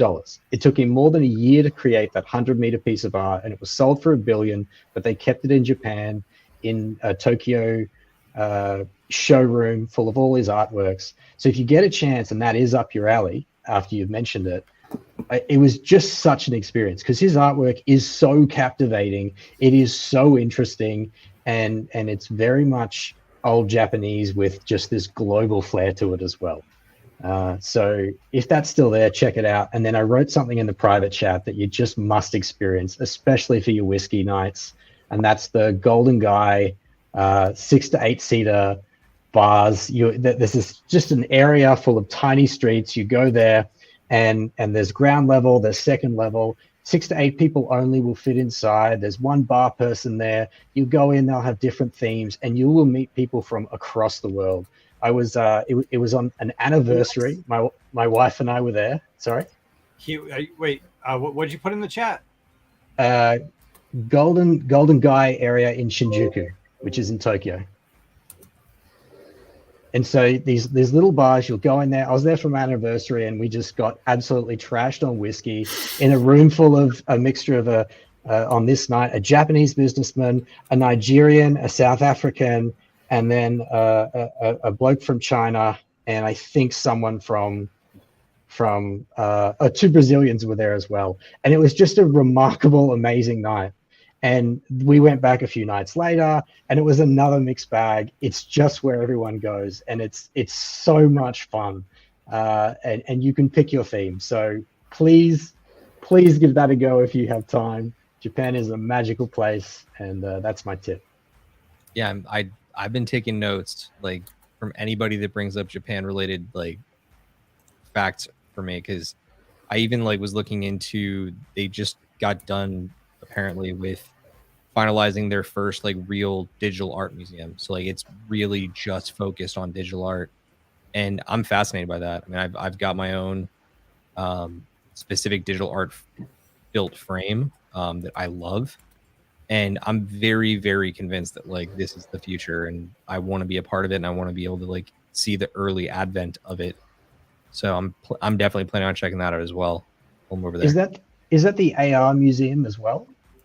What you're talking about? I can't say for sure. It may be a separate thing. Okay. Let me see. So are you gonna try and see the cherry blossoms? Or I think we're actually gonna make it in time for them, which is really cool. yeah, So, I was the one commenting in the chat that I've also delayed my anniversary by 4 years. And I know my wife would love to go to Tokyo and see the cherry blossoms. So I was like, oh my God. That's crazy. yeah, it's very, very cool. All the stuff that's going on over there. And it's a culture that I think everybody has to experience, but especially for me and my wife, like I'm pumped about it. We're gonna do everything. That's Awesome, really man. awesome. Yeah, you gotta place those relationships. Like, relationships are key, and those core relationships closest to you, right? Is it like in your personal life, as a man, as like a father, as like a son, a lot of people, they get caught up in the rat race. They get caught up, you know what I mean? Going to the next big thing. You got to like prioritize. So always like to hear that. Gotta live in the moment. A little bit. Yeah, wow, this got deep. Let's make sure to clip this afterwards. Dude, just nothing wrong with five guys just talking about their feelings on a Friday. All right, nothing wrong with that. No, of course not. But it's good information. It goes from like very financial digital blockchain then to life. I love it, dude. A little bit of everything. Speaking of some everything, guys, I know we talked about this auction before. At this exact moment, I have the reserve price on 2 of the bids. I just started the bidding. So I'm if the auction ended today, I'm getting Bombarder and I'm getting Unbeatable. Oh, nice. Good move. Those are fighting words. I don't know about this. Boom. So Bombarder has a new high bid of 0.0069 WETH. What's the yeah? I call it WETH. WETH. I say WETH also, yeah. Yes, yeah. No, it's WETH. It's WETH. And then you also said Unbeatable? Yeah. With an unbeatable bid of 0.05. Side note, this bid may be unbeatable. Or this bid may be beatable. I need to get you the Rocky Victory little sound on your StreamYard, Gary. Yeah. Yeah, I'm looking at look at this one. I like this avatar. Yeah, it's sexy. I'm not afraid to say it. I am a Rock stan. I love me some Dwayne The Rock Johnson. Oh, dude. Yep. Well, boys, daughter just decided to wake up and leave her room on her own for the first time. Very cool. So I'm going to tend to fatherhood. Stephen Miller, if you're still doing this in a little bit with Gary, I'll try to rejoin. But I had an absolute blast. 184. Pleasure seeing you in person. And Julio, I'm sure we'll get to know each other better soon. Yes, sir. Have a great rest of the weekend, everybody. See you guys Sunday for the auction. Take care, man. We'll see you soon. Thanks for coming. So, right, cool. Gary, can I pivot real quick on something? Because you and I have needed a conversation about art blocks. Art blocks. Yep. Yeah, I like art blocks. I have been a really big fan of art blocks for a very long time. Do you know about my gallery? Say it one more time. You know about my gallery? I don't. I just know that you have some really, really great what used to be factory pieces. Factory pieces.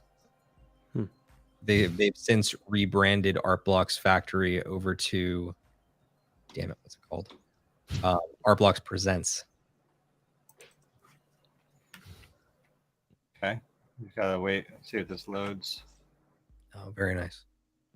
Yeah, so this is my pad at alphaprimary.com.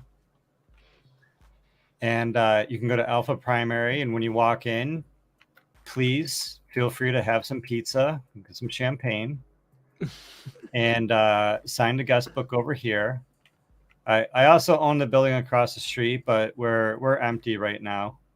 But here at Alpha Primary, yeah, you come in, and these are all art blocks. Here and here and here and here. And these two are art blocks from the pizza collection.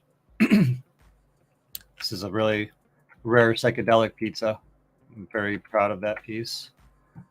And then over here, there's a lot more art blocks. Got these. I love these. These two actually right here. I have a physically printed piece of art that was laser etched based on this very same design. The NFTs are much more detailed than the laser.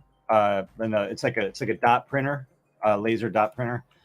Or it's not really laser. It was like it must have been. I don't know what it was. It's really beautiful though. I got them hanging up. But these two come with matching physical pieces. Yeah, these are really cool Lego looking ones. There's all sorts of stuff here. These are some of my favorite. These I forget what these are called, the summoning rituals. Got them all up in here. Yeah, man, art blocks.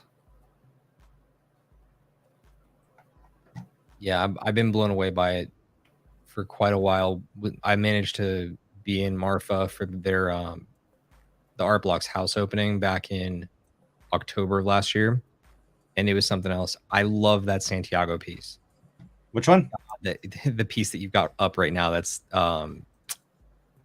Cosmodesis, right? Mm-hmm. Yep. It's by Santiago. Oh, you got it. It is so freaking cool what he does. If you guys have never seen his work before, it's just remarkable when it loads.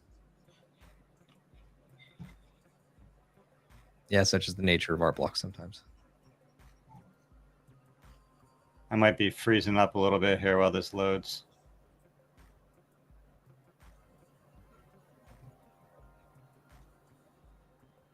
Yeah, here would you mind if I present? No, go right ahead. Share that screen. Oh yeah, I do mind. I'll see myself out. Yeah, if you're I'm not sure if my screen is frozen. Oh, there it goes. Okay. Yeah, so just to do the share screen and 184, or I should be able to bring the presentation up. So is this like a luxury art collection or page, right? This art blocks. Is this what I'm sensing? Because Steven seems like fanboy. Yeah, so art blocks is algorithmically created art. So it's basically like they use like JavaScript to create the art. It uses math and code to create the art. So it's not just like an NFT launch, or you know what I mean? It's like the artist is using like literally math and code to randomly generate each piece. Wow, that looks amazing. Who's presenting right now? Oh man, I just finally caught up. I'm like, I didn't even know that you can see my screen. No, okay. This is my screen. Oh, this is your screen. Okay. Yeah, I brought yours up. Okay, very good. Okay, so there you go. Thank you. So there we go.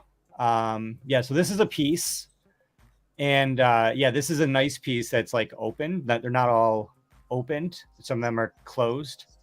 And so yeah, what you're seeing here wasn't drawn by somebody's hand. Somebody wrote code.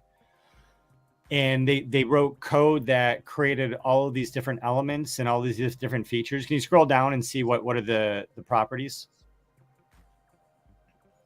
This one's very interesting because like he made sure that the properties were very few. Yeah. I've seen plenty of art blocks projects where like you have 20 different like properties stretches down. It's wild. Yeah, and just I don't know exactly, but if you can imagine like writing a JavaScript program, and you write the JavaScript program and it makes a bunch of circles in a certain pattern, and it creates a sphere in a certain pattern. Like each of these is like if you go, Steve, do you want to navigate to art blocks? I think .io. Here, let me give you a different example. Give him another example. Just every single one is created through like JavaScript, math, and code. And I'm on the page 2 as well, so I'm following with that too. Yes. Yeah. The one that we're going to go to next is a project called Apex by Phenomenal Labs. And let's see if it crashes my computer. I don't think it will. So you see how it, well, one sec. That's embarrassing. All right. I changed over to this tab. So I'm going to read you this because you need to see this happen live. That's the algorithm at work. Oh yeah, that's a great one. Yeah. Yeah. That's another I love this one. Yeah, can you do it again for him? Did everybody see that? Here, I'll redo it. Yeah, I saw it. Yeah, so the algorithm is just making these peaks and these valleys. I like you'd have to read to see exactly how it's like doing it and creating a fine. And this one just looks like such a real like valley, right? The canyon. And it just looks like I know it's just some random thing a computer generated based on the specifications, but to me it looks like a real mountain canyon above the stars in the sky or above the clouds. And yeah, it's just code, and people love these. And then the last one from your collection that I was going to bring up because I just thought it was really fascinating is this one from Rosen Lake, which is super mental. Oh yes. It's just like a lot of it's really phenomenal to see like the different outputs that you can pull from these because they're very limited collections. Some of them have an insane amount of inputs and the code that goes into it. I mean, just to give you some perspective, Julio, like these are the different outcomes that you get. Like they've managed to like build in different palettes and different waveforms, different types of animation in certain cases. But there's a lot of really phenomenal artists that are finally getting their chance to shine because of NFTs. They've never had this opportunity before because, frankly, generative art was never able to be materially sold for much. But they can now feed data even through like Chainlink to influence different outcomes based on different times of the year, different times of day. There's a lot of really amazing shit out here from art blocks. Yeah, it seems very interesting. I was thinking about this the other day because there's a lot of people in spaces that are actually talking about these things like as a graphic artist or like as an artist in general, like should I be worried about the AI? And I think is something that's going to happen. And some people actually are really good at using this type of technology to making their type of art. And people who use it are going to take advantage. And I think it's a great tool for many people. So the work that comes out is totally different. It's just based on code and it's a different type of art that I can also appreciate. So it looks pretty cool. It kind of goes back to the conversation that we were having the other day, Gary, right? Say again? Kind of goes back to that conversation we were having the other day about AI and whether or not like you're going to be able to distinguish between something like this and what's AI generated in the future. Yeah, I mean, it is also different, right? I mean, it is its own subset of art. Is I don't know how to describe it or how it's described, but like code generated art. Because the artists who are making art blocks art are serious coders. Some people use paintbrushes, some people use an iPad, some people use, colored markers or pencils. These artists on art blocks, they're using code just as the other people use paintbrushes. And they have to understand not just how to code, they got to understand how to code in a way that creates beautiful geometric shapes that are pleasing to the eye. And then they do it with the whole, generative minting and the different variables. And it's like its own type of art. And Art Blocks as a platform has been very, very successful, especially with the squiggly. And Art Blocks has a extremely strong presence everywhere I go, everywhere from ETH Denver to VCon, NFT NYC. I can only imagine they do a great job everywhere.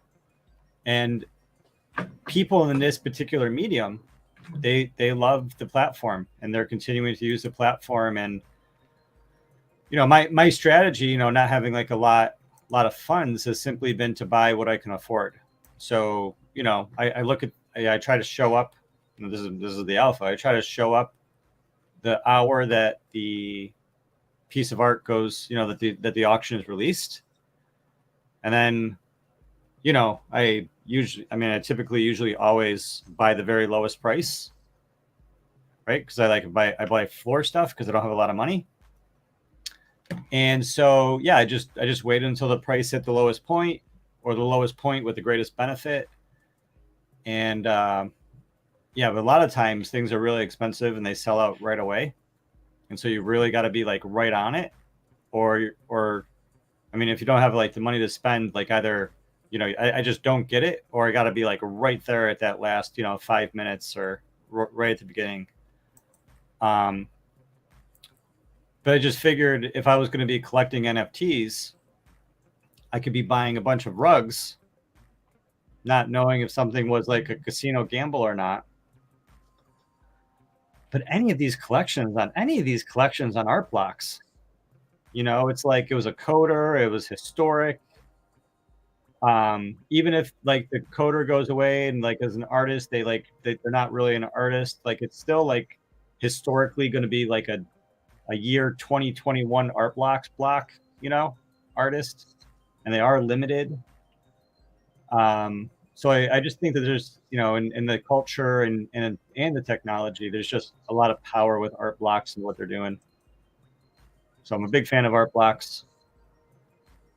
There's definitely some stuff in the past you can swoop up like a couple of each, and there's still lottery tickets, it's still gambling, but much better odds of gambling on art blocks than some random shit on OpenSea. That's why I don't really mess with NFT projects. There's just so many NFT projects.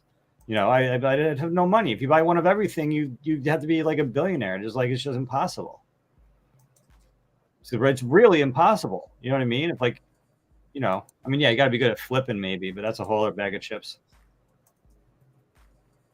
Yeah, they're starting to do these new explorations with artists out of Pace, and the Pace galleries, like they're the top tier of like artists in the world.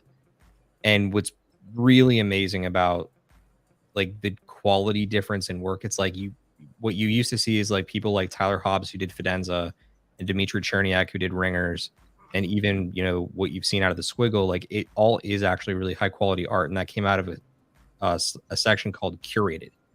Now these Pace gallery artists are coming in and basically are starting to show up everyone. There's a big drop that's coming up. I think we're 4 days out from it. And let me just show you this because it'll blow your mind.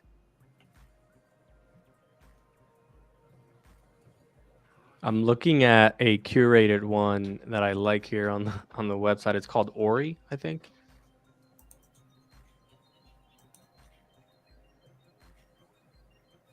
So this is called Floating Worlds. And this is just one of the outcomes. Oh my goodness, I love it. It's great. I'm obsessed with it. It is great. That's not out yet? Nope. Comes out in 4 days. Declining auction. And so it's a Dutch auction? Yep. It's a Dutch auction. Think of it just like an ENS premium as it drops over time. And you buy in where you feel that you want to. And these are all test results. So what is typically a range for the floor on like where you see a lot of people buying? Is it like 0.5s? Is it more? Is it less? Well, in this case, because it's Pace partnered, let me zoom back out.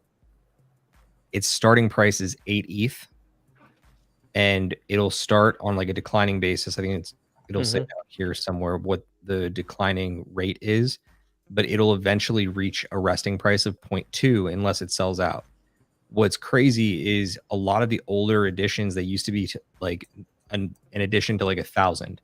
So you'd see 1,000 of these things created. This one is going to be limited to 250, which means to me, there's no shot in hell this thing's getting to 0.2. Mm-hmm. But so you get there when it launches, and you just watch the supply, yeah. And then you can just very clearly see like how it's going, right? Because like you'll see it drop from 5 Ethereum to 4 Ethereum, and then more will get sold, and 3 and 2. Then, a lot of times, exactly like you're saying, Stephen Miller.eth, Yeah, it does not hit the floor of like 0.2 or 0.1, which is what the floor usually goes down to, like a point, or sometimes the floor is 0.08. Yeah, I mean, it's wild what happens. And I mean, again, this is the upper tier of what you can find. I mean, Gary has a couple of what's called chroma theory, and they're beautiful in a very similar way. It has similar motion.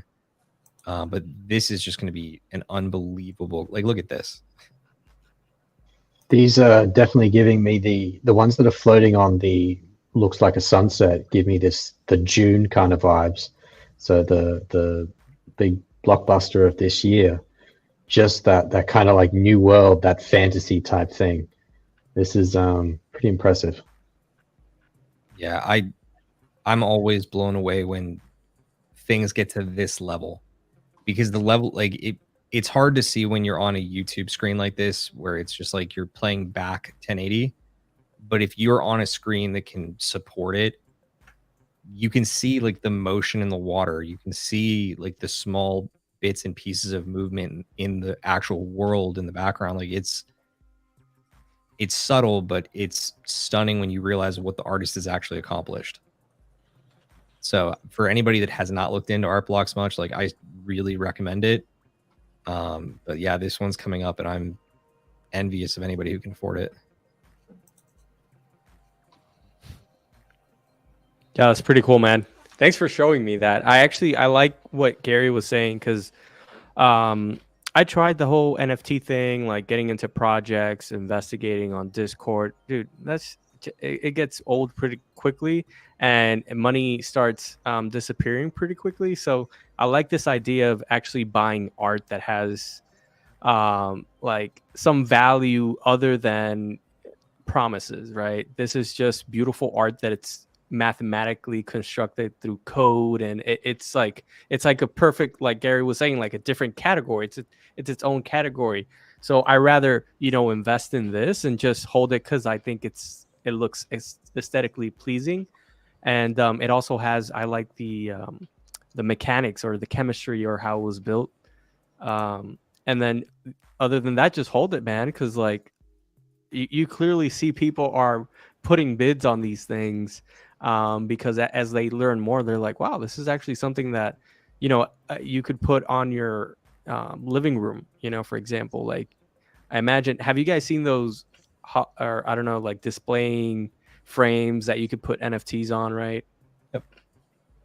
Like, I want to have a bunch of those in my house, right? Like, just displaying my best NFTs around the house and stuff like that is something that anybody would love to have. I mean, not anybody, but people who are more modern, I would think.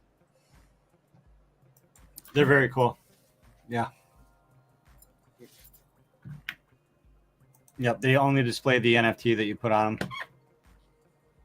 Yeah, there's a couple that come recommended these days. Otherwise, like, you just get into an absurd price point. I mean, they're already kind of an absurd price point, but I mean, I have one here that I was able to get like last year, I think it was, and it was in the first run. It was from a company called Token Frame, and their tech is it's really good, but the problem is that like their developers are shit at rolling out software updates. Such is the nature of development, I guess, sometimes. But yeah, it's a really, really great product if you're interested in that sort of thing. The other one is called Infinite Objects. They do really, really great digital frames. Yeah, I got an Infinite Objects one. They're very cool. I appreciate you indulging my art blocks pivot for a few minutes there. Yeah, no, I mean, art blocks is really, really cool. And yeah, definitely everyone should know about art blocks and what's happening there. There's not enough people that recognize the power of mathematically generated code-based art.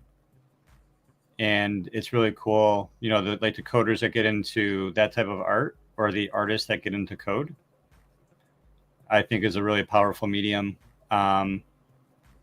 And yeah, man, the squigglies, you guys know about squigglies, right? Squigglies are wildly successful. It's like, squiggly is like one of the must-haves of a what do you call it? Like a connoisseur. You know, if you're a connoisseur, you got to have a CryptoPunk. You got to have a Bored Ape. You got to have a Squiggly. Got to have an ENS Maxi, maybe. One day we'll be saying that more. Yeah, but definitely a CryptoPunk, an Ape, and a Squiggly. I don't know what you put in that top three. I mean, a Meebit is just a derivative of a CryptoPunk, and a Mutant, and you know, those are derivatives of apes. But a Squiggly, yeah, man. I mean, look, I think the Chromie Squiggle is something that's going to be timeless. I think the Fidenza is going to be timeless. But if you really want to get into like the PFP stuff, I'm going to go out on a limb here and say that long term, Doodles are going to be the winner. Doodles, yeah, Doodles are very, very strong. Doodles are very strong. Doodles have great parties. From what I'm told, it's absolutely true. Yeah, no, I went to a Doodles party. I didn't have a Doodle, so I wasn't able to go on a Cool Kids with the second floor. But they all like were looking down from the balconies at all of us no Doodle holders. But we did have access. They had like this giant inflatable, you know, thing that like kids run through, you know, like obstacle course, if you could imagine.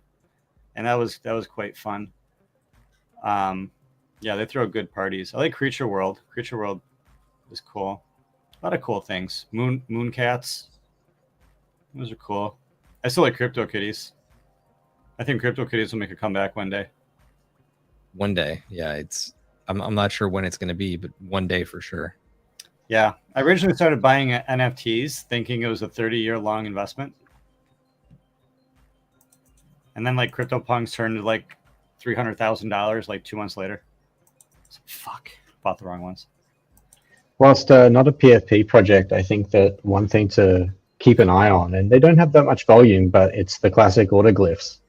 So if we're going to put punks there and we're going to put BAYC, I mean, you cannot, there are what, I'm looking at it now, it's like 512 of these, but an autoglyph is one of the originals. It is one of the auto-generated things, and it's all on chain. It's Lava Labs creation. And so whilst you can discount, Gary, you mentioned it before, what was it, Meebits? No one cares about Meebits. They're nothing. But autoglyphs are pretty fantastic. And their floor price is 340 ETH. At one point, they were up at, you know, liquidity wasn't there, but it was about 1.5 mil per autoglyph. These things they're in safe hands. There's not much selling going on with these. Yeah, and that's the thing about the Meebits or the autoglyphs or whatever you got going on. And the way that I look at things, which I mean, don't follow me for financial advice or anything, but the way that I look at things, it's about having stable coins in like that are native to Ethereum. And so when you have dollars and you want to protect your dollars at a certain level, what you do is that you purchase gold, or you purchase art, or you purchase into the stock market, because those things are going to keep up or do a little bit better than inflation. And if you just hold dollars, you lose money.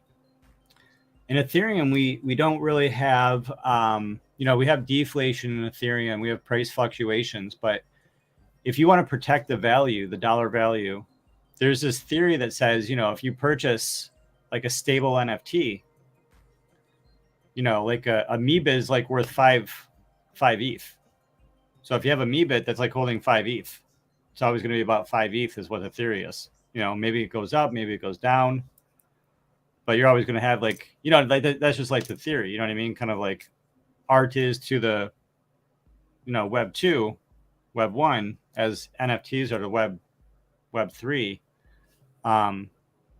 Like anything you're buying, like, and that's the thing with like Golden Bezos, like, you know, he's down 200 Ethereum, whatever. Is he down dollars? Maybe, maybe not. And if he's down dollars, does he get to use that as tax harvesting for this year after he made all those mad gains? Probably. Are those strategic losses? Probably. Do most people understand that game, let alone play it? Nope. You know? But for me, it's all about the Ethereum value. You know, so if you're dropping 0.1 on an ENS name and you're holding it long term, and you got to like use multiple parts of the brain because it's like 4x, and Ethereum goes to like 10,000. So like 0.1 of 10,000, a $10,000 Ethereum would be $1,000. And if Ethereum goes to $100,000, then 0.1 is $10,000. So that original name that you bought for $100 at 0.1 Ethereum, you know, you now got to sell it for $10,000 to get your 0.1 Ethereum back. And that's sort of how I look at it. So if you have a name, you're like, yeah, this name's like 1 Ethereum and I bought it for 0.1. It's not so much about that US dollar value. You guys know what I'm saying? So that's how I feel about art blocks. That's why I feel really good about art blocks. I feel like it's always going to be just and increasing as we go further, right? Assuming that people recognize art and there's fewer of those available and it become more rare. Yeah, I mean, at a certain point, like some of it, as shitty as it's going to sound, like is going to go dormant. Like that's one of the big things that people need to start taking more seriously is the fact that you need solutions that will be able to pass on what you have in your wallet to your dependents and the people that you want to pass stuff down to. Because while you operate in this world that the four of us play in with ENS, that stuff will expire if you let it. The rest of the stuff doesn't. Like it will be there on the blockchain theoretically forever, or as long as Ethereum exists. Or depending on where they put it, if they put it in another service that's not on chain, it could be less time, but still. Yeah. As Tennis Balls called it, IPSF, I believe is what he said. I don't know if you remember that. Yeah. It's a little bit of Lex Dixit in all of us.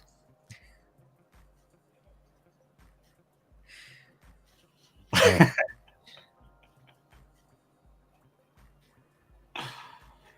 I've got a joke about that for an after show one day that I can't afford to have on the actual live stream. We're all like, how do we handle that? Cool, man. Well, listen, thanks for like everything. I really appreciate hanging out and chit-chatting about all this good stuff. I love, yeah, you know, I like talking about what I'm into. Art Blocks is really cool. Yeah, feel free to check out, you know, the gallery over at alphaprimary.com. And it's like a cool little visual to take people through. You get to expose them to both Art Blocks and Voxel's metaverse at the same time, which is extra fun for, especially if people are newly initiated to one of the two. Yeah, it's just cool to explore, and you know, especially like me, like I like extrapolating things into the future and sort of predicting and how it's all going to roll out, you know. And it's a lot of fun to see the pieces come together, and sometimes it happens really slow. And then like you sort of like, you know, it's like you have this theory about the future, and then you get caught up with life, and then it's like you forget what you said was going to happen, right? Like, can you guys imagine if like 10 years comes and like everything we said back in these recordings, and you're just holding your head like, oh my God, we were so right. And I didn't take the action. We were so right. And I literally said what to do and I didn't do it, you know? I had the opportunity to mint Matt Cain's Gazers. Phenomenal collection. Didn't. It's currently at 30 ETH in a bear market. My heart hurts. Yeah, it's the way it goes, man. You think or say that you're going to do something, and then all of a sudden it's a 30 ETH mistake. It happens multiple times, man. I mean, I have multi-million-dollar mistakes, but that's for another time. Last thing I want to say, you and Julio have matching like hexagon patterns in the background. Just noticed that. Let's go. Yeah, he's got the good brand. I got the one from Amazon. So, but yeah, we're matching hexagons. No, man, mine is also from Amazon. So don't downsell yourself. Yo, no, but I've had a great time. Thank you for having me, Gary. Nice to be with you guys, 184 and Stephen Miller. It's so weird actually hearing you guys and seeing your face move, and actually seeing what you guys look like behind the profile pic. So this has been nice. And yeah, we need to get the Shark Tank live and the other shows like the Happy Hour. Let's just bring it to this Minting Coins network. It's a big dream, but yeah, I want to echo the same thing, Gary. I know this all got spun out of a really crazy idea that I had at 4 a.m, but it really was a blast getting the chance to see, what we could do to pull the community together when technology truly failed us. And it was special, really. Like, I think that a lot of people enjoyed it. I know that the people that managed to join on stream certainly did. Hopefully it reached the right audience and we can continue doing good for the community. Love it. Thinkers, doers, people come together. Yeah, it's great to show when one thing fails how we can quickly pivot to other alternatives and why we need some other alternatives. Yeah, I really appreciated the tweet and the thread, and that meme is like one person dancing and a second person dancing and then everybody dancing. It takes one person and a second person and then everybody. And we're all just like out there in our individual rooms trying to figure out our ways in Web3, let alone this life. So yeah, come together and jam, and that's where the magic happens. So thanks for the idea. Yeah, man. 184, thank you for joining. Always a pleasure. Yeah, must be so late over there. What time is it over there, 184? It's not bad. It's just before midnight. Oh my goodness. I was thinking it was like 3 or 4 in the morning. It's like hours earlier than we normally stream. Well, it's the weekend, right? Today's Friday, isn't it? Yeah. So we've got the weekends coming up. We've all got fun things to do. A little bit of work, a little bit of not of work, and we've got the World Cup tomorrow. We've got the third place playoff of Croatia, Morocco. Any tips? Who's going for what? I'm going for Luka Modric, Croatia. All right, I'll take Morocco. I'll take the other side of that. And then we've got the right side of the screen is apparently going for Morocco. It's on. And we got the final on Sunday, Argentina and France. And obviously Argentina's taking that one. Sort of no question, right? Yeah, I want Argentina and Messi to win. Steven wants France. And Gary? Ooh, I absolutely do not. Julio, don't you dare put that devil on me. You didn't say anything, so I was just, he's scared. Maybe he doesn't want to say it. What about Morocco and Croatia, Gary? What do you have? Morocco and Croatia. That's really good, because Morocco this year has been like just fighting really hard, and like Croatia's game has just been really stellar, especially lately with the past few games. And it's just great because I feel like I can talk about something I don't know absolutely anything about, but I'll go with Croatia. Let's go. The only issue with Morocco is Morocco's got a few injured players and some of their best. So telling you, Croatia. Whilst they have been strong, I'll still go for them. But Argentina, that'll be my winning team. That's going to be a great final. So looking forward to it. Very cool. Awesome. Well, 184, Stephen Miller, Julio EAH.ETH. Poor Julio. Poor Julio. His name Julio.ETH is in the same wallet as the dude that owns Gary.ETH. We're never seeing our names. Yeah. Yeah, my name is so common. Every 0x emoji Julio, like all the Julios, even with the accents in the wrong place, are taken. It's like never gonna happen. But yes, and Gary.ETH. 0x. And would you consider doing the Sean Murray, as in the Sean1.ETH? The Julio ETH?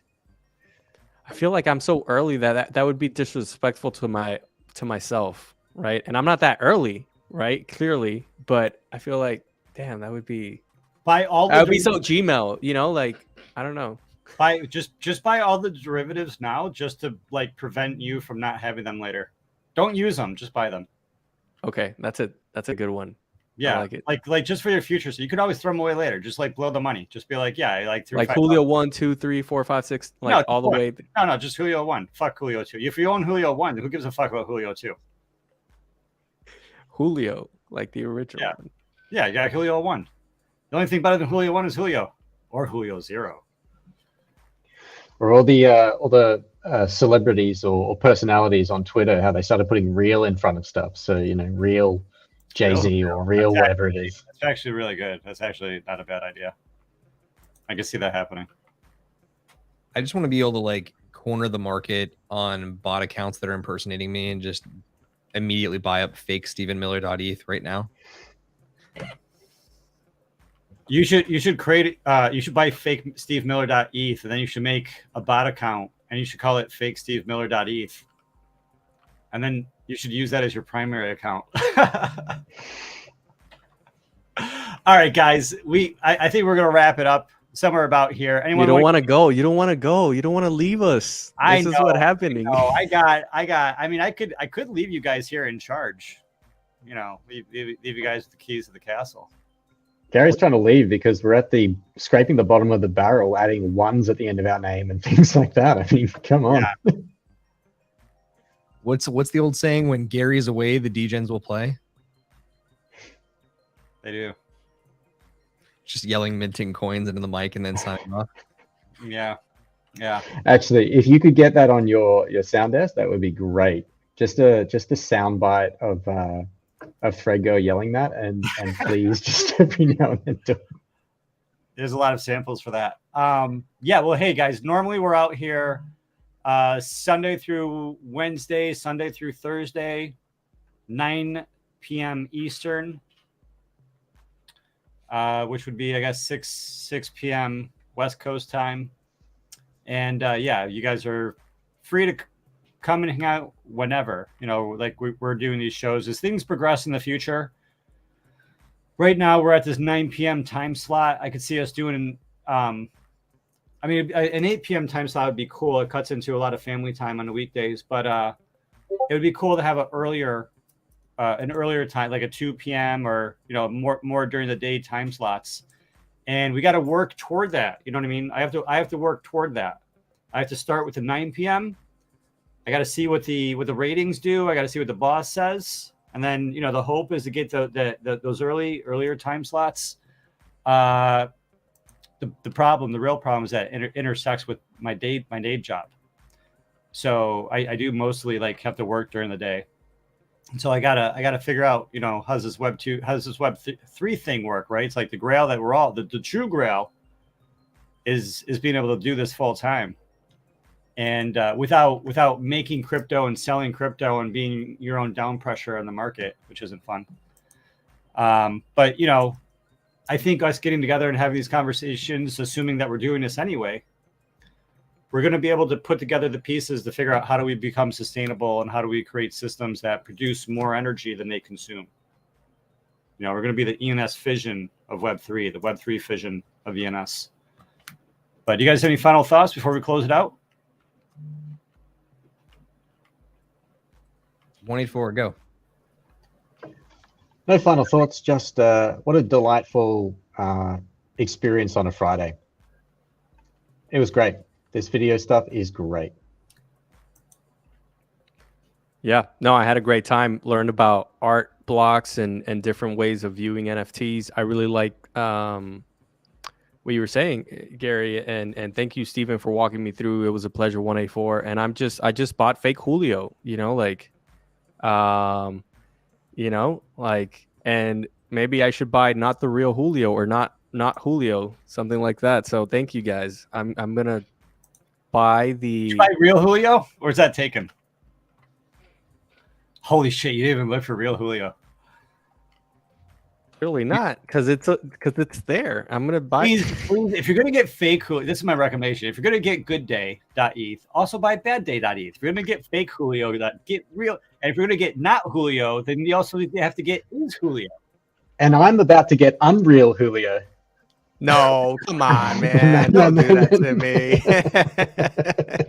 No, he's gonna get the real Julio because then it's like the real world. No, go multilingual. Real Julio or Julio Real. Oh yeah, Real is good for both. That's the good thing. Get Julio, and then you get Julio again spelled backwards. So it's Julio Oiluj. We're making up new derivatives that no one's ever even heard of here. These Yeah, are, man, this is good. insane. But Yeah. you know what this does This though? this is the new Richard Club, isn't it? This is what happens though. You get derivatives that boost up the value of the one that you actually have. That's the OG. That's what happens.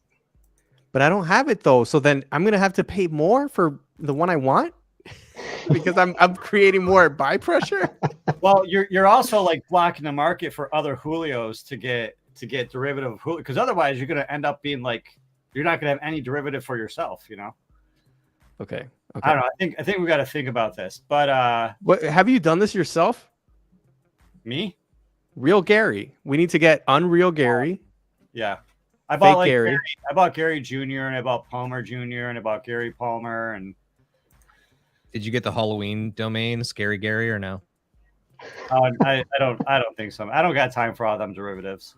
I have a main name. You know what I mean? I got Gary Palmer and Gary Palmer Jr. and my goal is to get Gary.eth one day. We'll see what happens. It's not a game killer if I don't. You know, I mean, I can't complain, you know, with my position, but you know, I just didn't have the money at the time. I think it was like 5 Ethereum, or you know, it was definitely more than like I couldn't afford more than 2 or 3 Ethereum. You know, I was like really just I was always buying the bottom of everything. Like if you know what names I got, you know, and they're like great names. Like I used to buy like just the floors, like everything I have. Like I was a floor buyer, and and then you wait 5.5. It's amazing what waiting 5.5 years and crypto could do. But you know, haven't waited enough yet. We got to be here for another 5 years, maybe. But with that being said, final thoughts. Big round of applause for a long day of marathon, Yeah. impromptu rugged version spaces from Minting Coins. Yeah.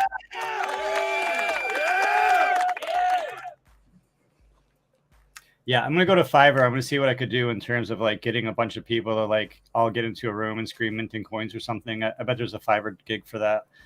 But yeah, everyone watching, you know, go definitely check me out on Twitter, GaryPalmerJr.eth. Check everyone out on Twitter, 184.eth, JulioEH.eth, StephenMiller.eth.